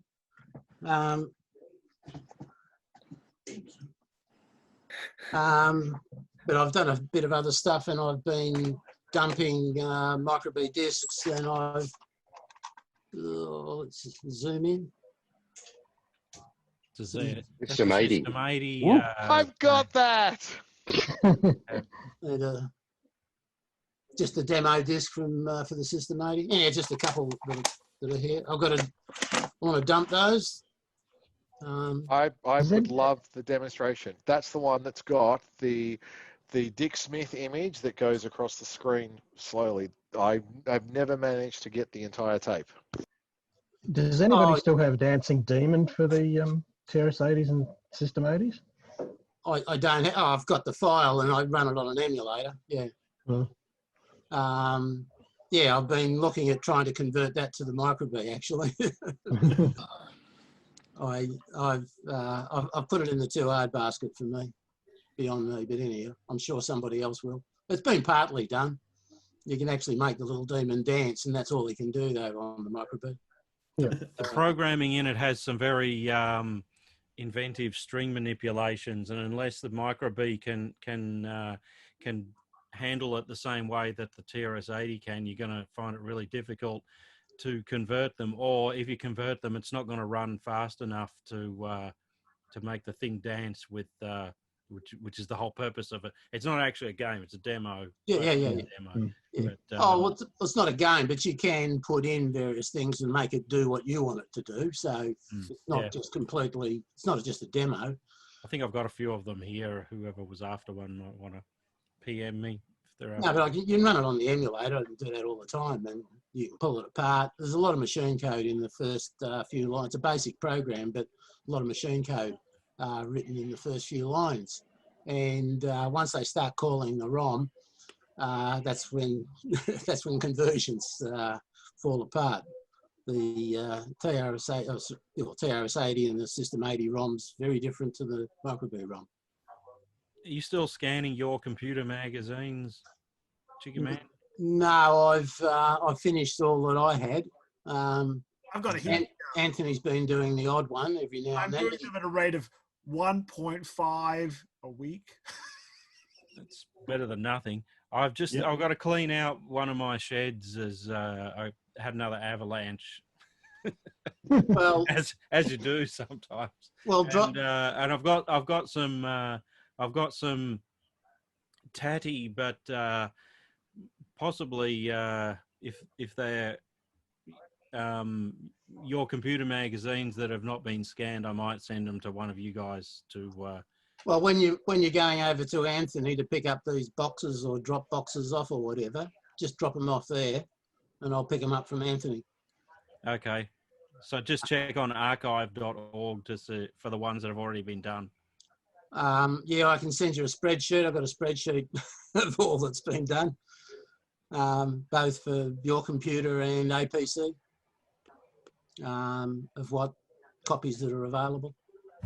I've got some that I've acquired elsewhere that aren't up on archive.org. They're not my scans, and therefore I don't really want to put them up under my name. But I do have them as well. I can send you those if you want them as well. If anyone wants any of those sorts of things, in fact, this afternoon, I've been downloading a lot of APCs. Not quite the stuff I want, but I'm just trying to get a full collection of the APC magazine. I scanned, as you know, 30 or 40 or 50 of them there a while back. They're all the early stuff. I got December 1986, which has the Buy It for Bob campaign on the front. Has a very long series of articles about the growing PC market in Australia at the time. What year was it? Sorry, what? 1986, December. Where are we? Going to be 15. APC, 86. December. Yeah, that's the one with Bob Hawke on the front. Yeah, Buy It for Bob. That one's up there. Yeah, oh, cool. All yeah, right. that one's up there. I have to have a read of it, see how many of the companies mentioned in there are still up kicking around. Yeah, Buy It for Bob. There you go. Yeah. Special feature road test Aussie computer products. Yeah, more of it, I say. Yeah. Alan, send us that spreadsheet too when you can. Yeah, you want it, Andrew? Yes, please. Oh yeah, okay, yeah, because you've got a heap to scan as well, haven't you? Well, yeah. Now that the restrictions are lifted, someone else might be able to scan them. Yeah, I can scan them for you. I was gonna mention as well on the subject of the Electronics Australia Educate computer. Pretty sure in the articles that covered it in 1974, there's the artwork there. So someone and it's not very complex, someone with a couple of hours up their sleeve in Altium could probably turn it into a Gerber file and get one built. I know it's not an original, but if they wanted to experience the machine, it's only built up out of TTL logic, so it shouldn't be that hard to build one. A cool project. Yeah, I think as for your computer APC, the Electronics Australia with the Educate in it, we probably have the stuff you guys are missing, but we've got so many documents to go through. There is like, I don't know, Adrian, 30 square meters or something of some ridiculous cubic meters, but yeah. Sorry, yeah, cubic meters. So yeah, we'll definitely pull out all of the Australian stuff and I'll catalogue it all when we get to it. And yeah, welcome to. So how far are you along in cataloguing it all, Riley? But that's both machine hardware and software and paperwork. Yeah, so we set up a working group to archive everything in. We had a whole shipping container full of documentation. Yep. We'd lost about a third of it from the damp, Right. and we're really only we've only really scratched the surface. It's a much harder task than we first anticipated. So we don't even know what we have. Well, that's what I'm probably asking. Have you started cataloguing what you've got? Look, don't worry about recovering it yet. You've got to know what you got first, and whether it's worthwhile, and whether you've got 20 copies of Microsoft Word manual. Yeah, when you only need one. We're getting it all into one location at the moment, Alan. That's been the biggest problem with the whole organisation. Is it's just everywhere. So until it's all in one location, that's where we will be able to start cataloguing, which is what we're in the process of doing at the moment. It's getting everything into one location, which is a slow process. 25 but you also, years. and stop the rot. That's stopping the rot. So we're getting it all into, a good location where it's accessible, and also just airing it out. At the moment, we can't even, give a lot of the stuff out to people to take out and start scanning it and cataloging it, because it is just like mold ridden. So it's airing and drying out at the moment, and then we'll be able to actually do what we can with it. I've been surprised how well some of the stuff is held up considering how damaged it was. But look, at the end of the day, there is a lot of, particularly the stuff that interests me is deck stuff. There's a lot of internal stuff from Max Burnett collection, deck, all the board diagrams, all the internal service notes, etc. They're the kind of things that, yes, they're probably available globally, but some of this stuff is so specific and so meticulously kept by Max over the years that it just won't be anywhere else. I mean, there would be probably 6 to 7 reams of A3 diagrams of all of the cards and boards for PDP-11s, etc. So it's just stuff you don't find readily or easily.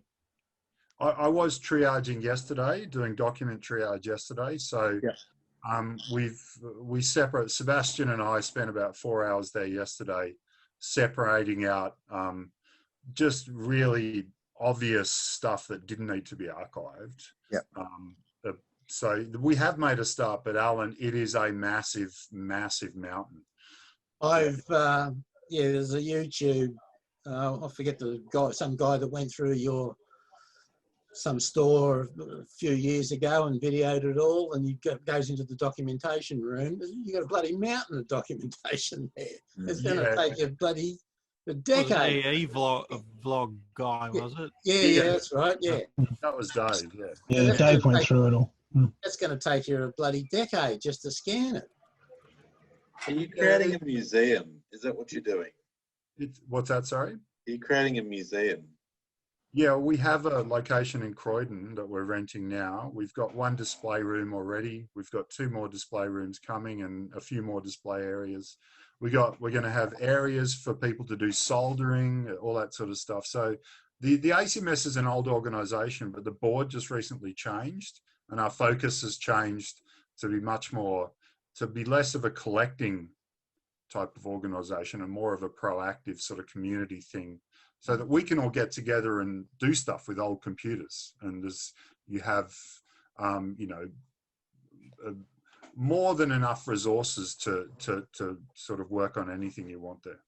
This is in Sydney, yeah? Yeah, that's in Sydney, yeah. Yeah, I'm particularly interested in that you guys get onto archiving your tapes and floppies as soon as possible, because they're not going to last. Your paperwork's going to last for decades. Your discs and cassettes and so forth aren't. In fact, they may even be dead now. You're muted, Riley. The tapes, etc. Tapes may be okay because a lot of them were in sealed, cassette tapes, basically. But disc-wise, don't like your chances unless it was sealed up. A lot of the stuff was already in poor form beforehand because it had been dragged all over Sydney. So disc-wise, I think it's not going to be great. But tapes, Ironically, etc. Ironically, the stuff on paper tape, it's all there, works perfectly. Oh yeah, absolutely, yeah. The bit Paper tape. density People scoff is at me for one building bit, a. if it's 1 bit per centimeter, as opposed, there's the density has changed slightly. Yeah. Yeah. Okay. You can have discs in pretty poor condition, and they can still be recovered if you spend the time. Yeah, well, you already showed us some techniques that I didn't know about, Alan. So yeah, I'm hopeful that we can get as much back as yeah. Yeah, I'm just sort of, I suppose, reiterating. Put that as your priority. Yeah, I was once you've done your. I was separating out all of the floppies and stuff we have into a big pile so that we can get on that ASAP. But we have. I calculated at least 11 truckloads, and that's a big truck of stuff to move to our Croydon location. So we got our work cut out for us. Yeah, I understand that. I appreciate all that.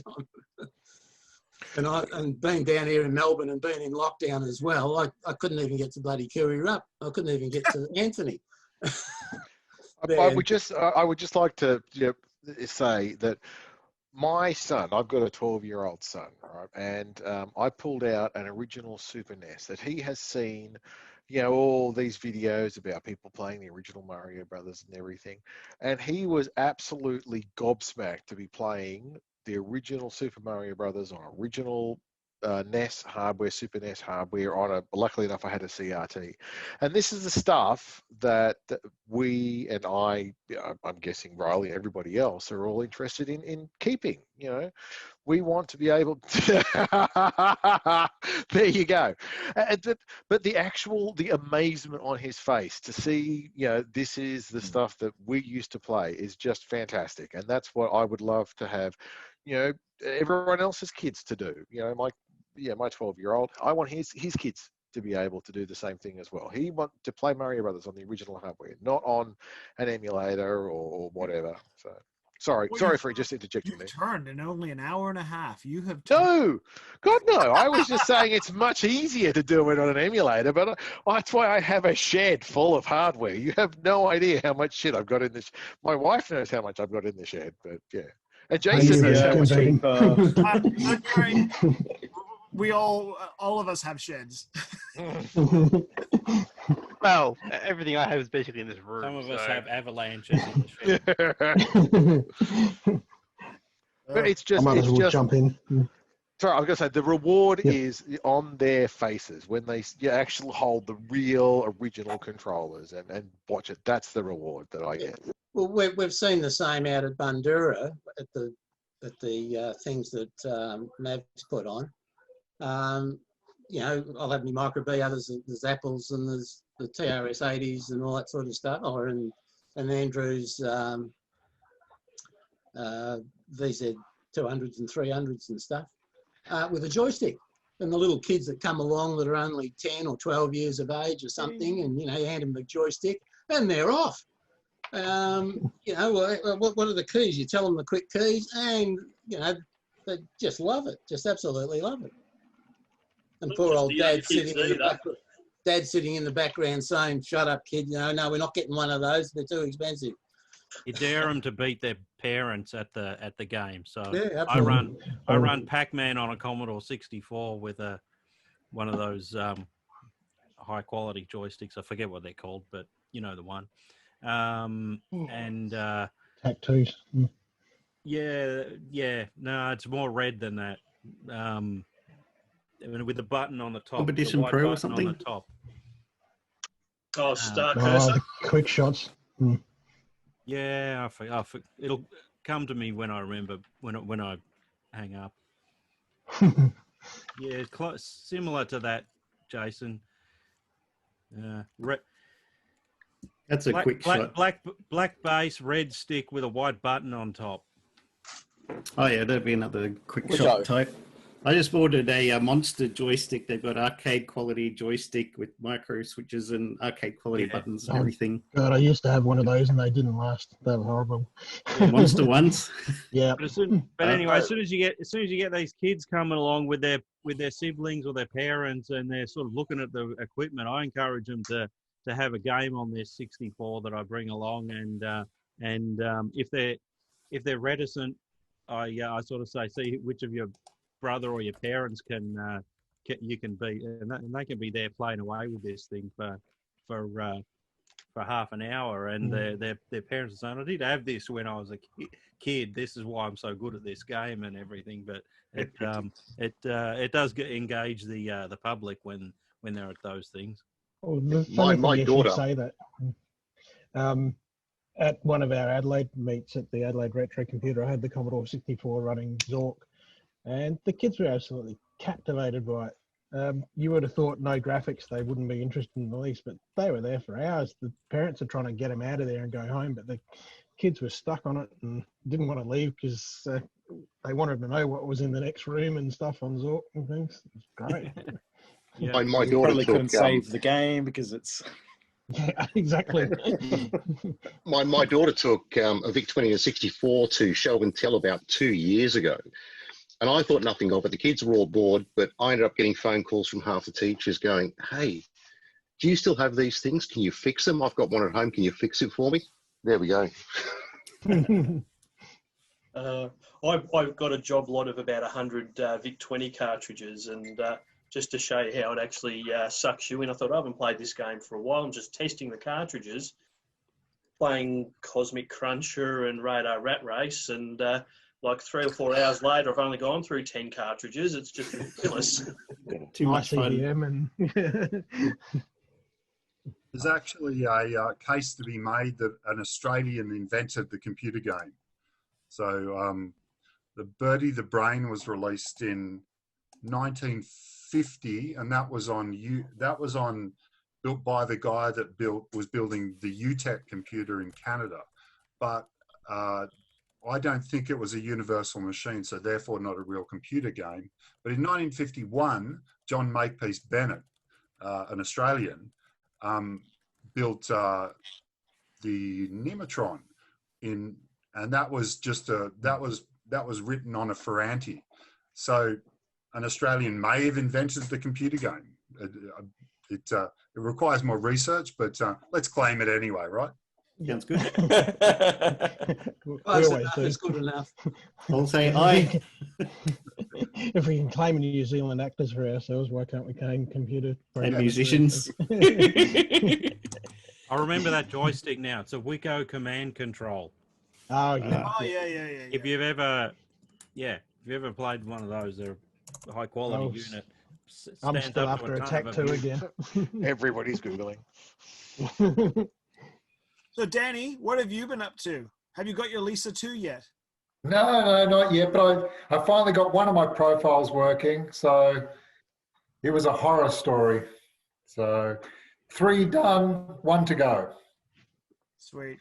So that's pretty much all. Just been working on those. So what was horrible about it, or what was the horror with it? Well, every part of it had a fault. So the main controller was faulty. The power supply was faulty. Yeah. Even the power board on the actual Seagate hard drive was faulty. So it was pretty much a horror story. So did you repair the analog board on the drive? Or So I ended up repairing them all. Okay. So I've got another one that's not seeking properly. I think it could be the drive itself. So I've got to try to do a low-level format on that one and see if that fixes it. You can only low-level format them with an Apple III, with a ROM, yeah. That's right, yeah. So I know someone who's got the ROM, so I'll have to borrow that and see if that fixes it. Yeah, and it can only be used on the 5 megs as well, not the 10s. Oh, really? Yeah. Oh, so there's no low-level format for the 10? Not that anyone's been able to find as yet that I'm aware of.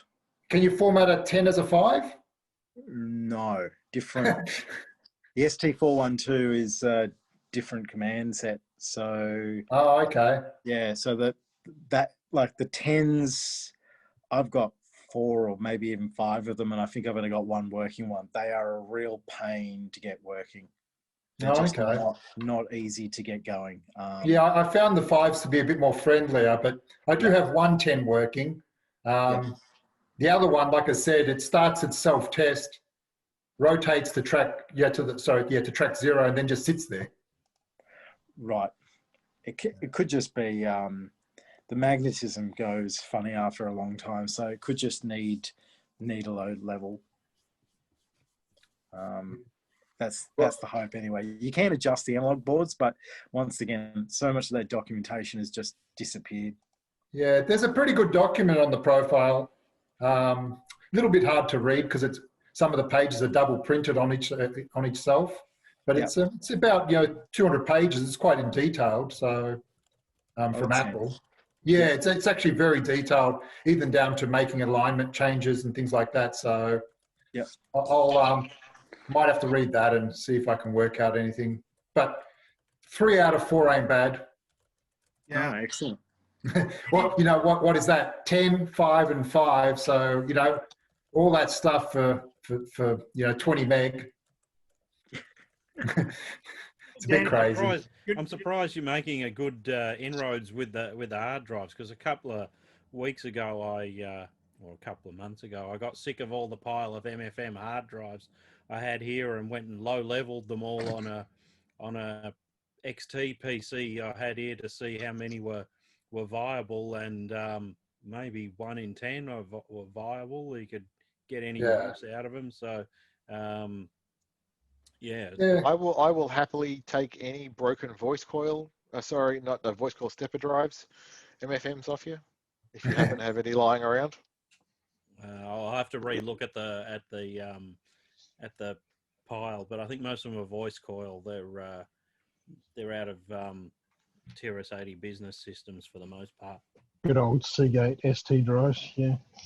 I watched an interesting video today on YouTube. Some French guys swapped platters over in the 5 meg profile, which was quite interesting watching them. Couldn't understand what they were talking about, but it was very interesting to see them attempt to swap one platters. of those 5 meg drives. Did they have a class 1 clean room? Yeah, it was the living room. They just vacuumed it before they started. I don't even think they did that. It was quite amusing. They actually swapped them and they did the format, but then it wouldn't seek. So they sort of got there, but I wonder what could have gone wrong. Yeah. I mean, I've opened up plenty of Mac drives and fiddled with them, and they've still formatted and they still work okay. Probably the only time I've ever opened MFM or any hard drive is for shits and giggles, when I'm pretty sure it's completely rooted and want to just see how bad the head crash was. But occasionally I have drives that are clearly not working properly, and then when I lift the top off them, you can see a perfectly clean platter that has no scratches or score marks, and just like, oh well, it's another one for the bin. But yeah, well, I had a surprising trick. Yeah, I had a little 2.5-inch drive that came with a Focus card, and it was making some noises inside. So I thought, I've got nothing to lose. I'll open it up and have a look. The actual platter had shattered at some stage, so it was just basically like a rattle. So, one of the demo units I had when I worked in a school back in the early '90s was a Anthony will hate this, but it was a PS2 Model 30.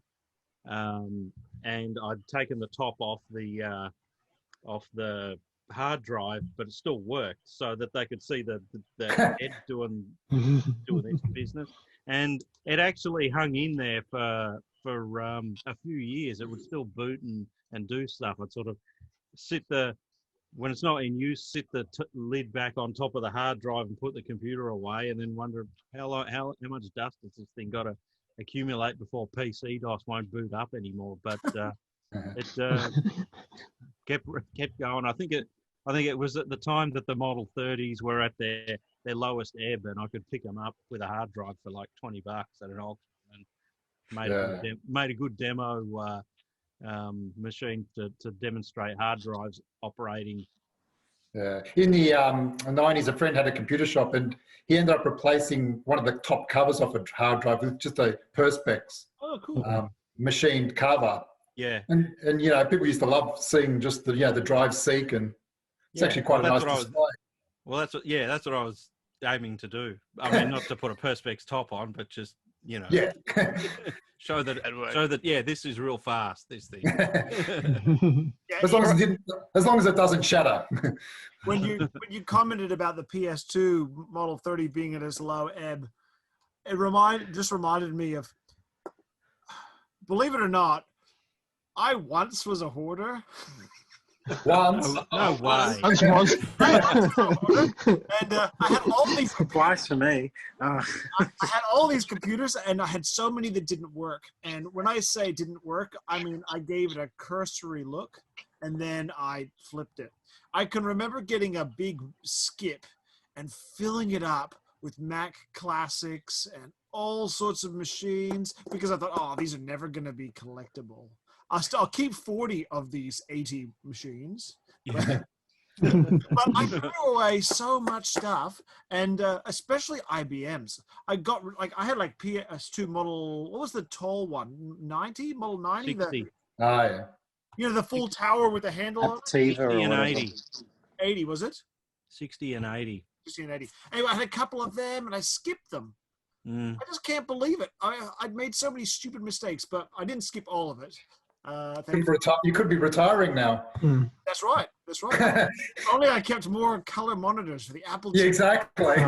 I ended up binning a perfectly good Amstrad dot matrix printer probably about 20 years ago, and I regret doing that. That's for sure. But You know at the that time, monitor's going to come and bite you on the ass, Anthony. If you have to pack it and send it, and it arrives with a shattered case, you're going to just have to refund that $660. Yeah, I know.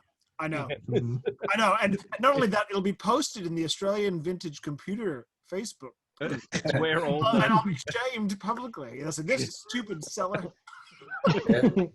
Those screens are hard to send. I've received a few, and they've always broken on the top left and the right-hand sides.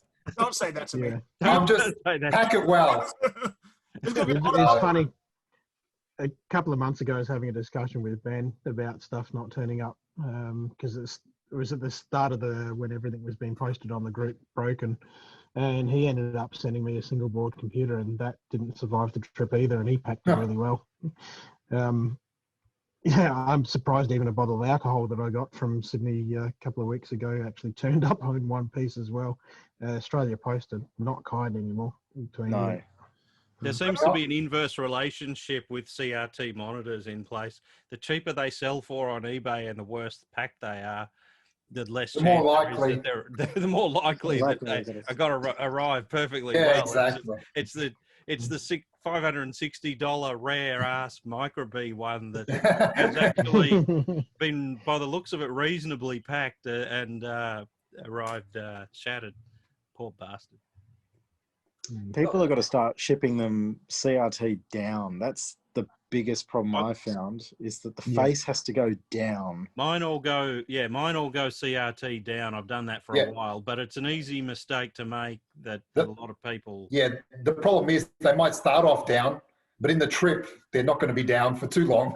They're going to be every which way. They've got the best likelihood of arriving if the CRT is down. I put an inch or two layer of packing peanuts as well. Acts as a shock absorbing thing if they drop it in the warehouse. Well, as they're kicking it along, 1 every 4 times it'll be down.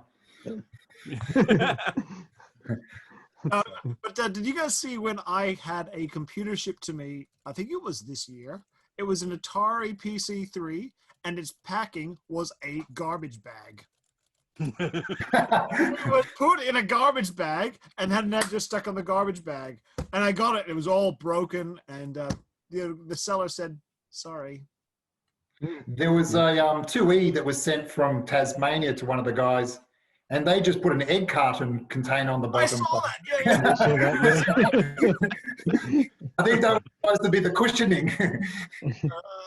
I got a Model 4 from the USA. Don't ask me why. Someone sent me one. and it had like 100 egg cartons, but they do actually work. If you have enough of them, the computer arrives perfectly. Yeah. Yeah. Yeah, well, this guy was so stingy, they used one box. If anyone remembers sold.com.au back in the day, what, 98, 99, I bought a LC2 or an LC3 off this guy who I actually later found out I worked with in this big Apple kind of dealership chain. But he sent me the LC2 in a used pizza box. And it still had cheese and like a cabanossi rattling around in the box. And I did not leave him very good feedback on Sold, and he ended up blocking me. And it was. You must have it got was- it for a song, and he was just ticked off with not making anything. Oh, look, it was just. Oh, look, back then everything was cheap. I think I probably paid $50 for it, but yeah, to kind of get it and had all cheese and stuff on the box, I was not particularly happy with him, and it was very kind of hilarious at the time, a little bit, but I was a bit frustrated to say the least. Yeah, you obviously weren't hungry at the time. It was a salmonella. He could have sent you a whole pizza. I got a good LC2 story. Just recently, I picked up one which had no floppy and no hard drive in it, and I couldn't get it to do anything. So I put it on eBay, $50, buy it now. And the gentleman that bought it, obviously I packed it excellent, and it arrived perfectly. And he said all he had to do was clean the motherboard, change the pram battery, and it fired right up. So, that was a good feel good story for the week. I don't mind that. You won't make that mistake again. No, LCs won't give any video. So LC1 through LC475, if the PRAM's not working, you'll get no video. You got to click the power on and off a couple times if you don't have a good battery, and that'll give you video. Well, it was kind of odd because I also had with it a 2VX, a Macintosh 2VX, and I hooked up just a couple of AA's to the pram, and it started up, so I was able to test the machine thoroughly. But when I moved the same battery assembly over to the 2LC, it didn't want to do anything, and I was got this to be close. that 3.6 volts. If it's below like 3.5, it just won't do jack on the LCs. They're really finicky. Right. Whereas the 2VX, maybe it was all right with 3.1 volts or something. Is that exactly? If you had a couple of like if you did 3 like NiCad cells, like 1.2 volt cells, you would have been fine. Yeah, that's all right. He was happy with it, and I was this close to chucking it in the e-waste. So win-win. Yeah. Oh, you got such a positive attitude. It's great to hear. Well, you can't have a home run with everything. I was the mentioning of soul.com.au. That's where I found Ian all those years ago. Me too. And I can remember when Ian went to eBay because you'd get better money on eBay, and like because we were in this small little. I was still talking about money at the time. Because he was right, and I was personally shocked because we went from soul.com.au and things went for $50, and you went to eBay and went to $100. It was just like this great jump in prices. Mind you, the prices weren't high compared to what they are now. Sold was Australian based. For those who don't know about it, was an Australian based predecessor to eBay Australia, but I wanted to sell to overseas because there's more money in it. So that's why I made the change, and then eventually eBay opened their Australian office in 2000, and then they absorbed sold.com.au. So quick history lesson for you. Sold.com.au had one feature that no one has today except maybe Yahoo Japan, which was if you bid in the last 5 minutes of an auction, it would extend it for another 5 minutes. Yeah. And it would keep on doing that for about half an hour until it did it going once, going twice, going 3 times, and then final call.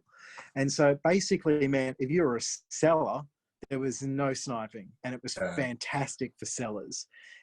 For buyers, it wasn't so great, but for a seller, you guaranteed you got the highest price possible. And I used to love that fact. And it's one thing that I still think that I miss dearly about eBay not having actually, and even in Australia, not even having reserve auctions. I think Grays Online do that. Grays extension. Online still do that extension thing. I've been trying to pick up a fucking Ford Territory for ages, and it sits on $3,000 for 4 days, and then drags out for an hour or an hour and a half as people add $5 to the price of the thing, and I never end up getting them because they're Fords, and I don't want to pay anything for them since they're Fords. I think Tradera in Sweden works that way as well. Tradera's. Yeah, but they never have Ford Territories on them. No, but they have Swedish microbees there, though. Where do you pick up a Swedish microbee? How about Sweden? Yeah. Okay. Justin Condello, what have you been up to? Not a lot, really. The probably most exciting thing I did was actually get the PlayStation back. The PS1? Oh, look at it. A very original one, because this one actually has a parallel port. And the cover's missing because I actually lost the cover somewhere. What are you on about? I still got mine and the kids still play with it. I miss garage sales in the COVID lockdown, because every second garage sale you went to around here, I had a crappy old PS1 with 5 games, for a while there. But I have a few, and then a few more. One of them ones I have is the Fifth Element. Yeah, I have that version of Soul Reaver, and a catalogue of games like. Yep, hang on. That didn't. What's that one, Riley? Is that a PS1 or an original grey one? It looks like a PS1. Okay. That's the original grey one he's got, not the little crappy PS1. Not the little white one. Yeah. Yeah. So I've got that's actually the second model, the one I've got, because the first one had the RCA sockets on the back for audio. So I've actually got the one after it. Adrian's going to split, and so am I, because I've got to get ready for work for tomorrow. But yeah, I'm done as well. So yeah. Sorry, guys. Yeah, I've got to run. That's it, guys. Oh, one more thing. It was the gun. I picked it up for $10. Oh, that's cool. It's the PS2 one, so. No, the PlayStation. So, and actually, it's actually the PS2 model, but it has the capability of working on PS1. So, the only problem it has is the cable's a bit loose down here. Easy fix. Yeah, easy fix. All right, guys. I'll see you all in a month. Okay. See you, Mav. Alrighty. Take care. Good to catch up with everybody. Yeah, it was excellent. It probably won't be in the first week. All right. Yeah. I'm stopping the video.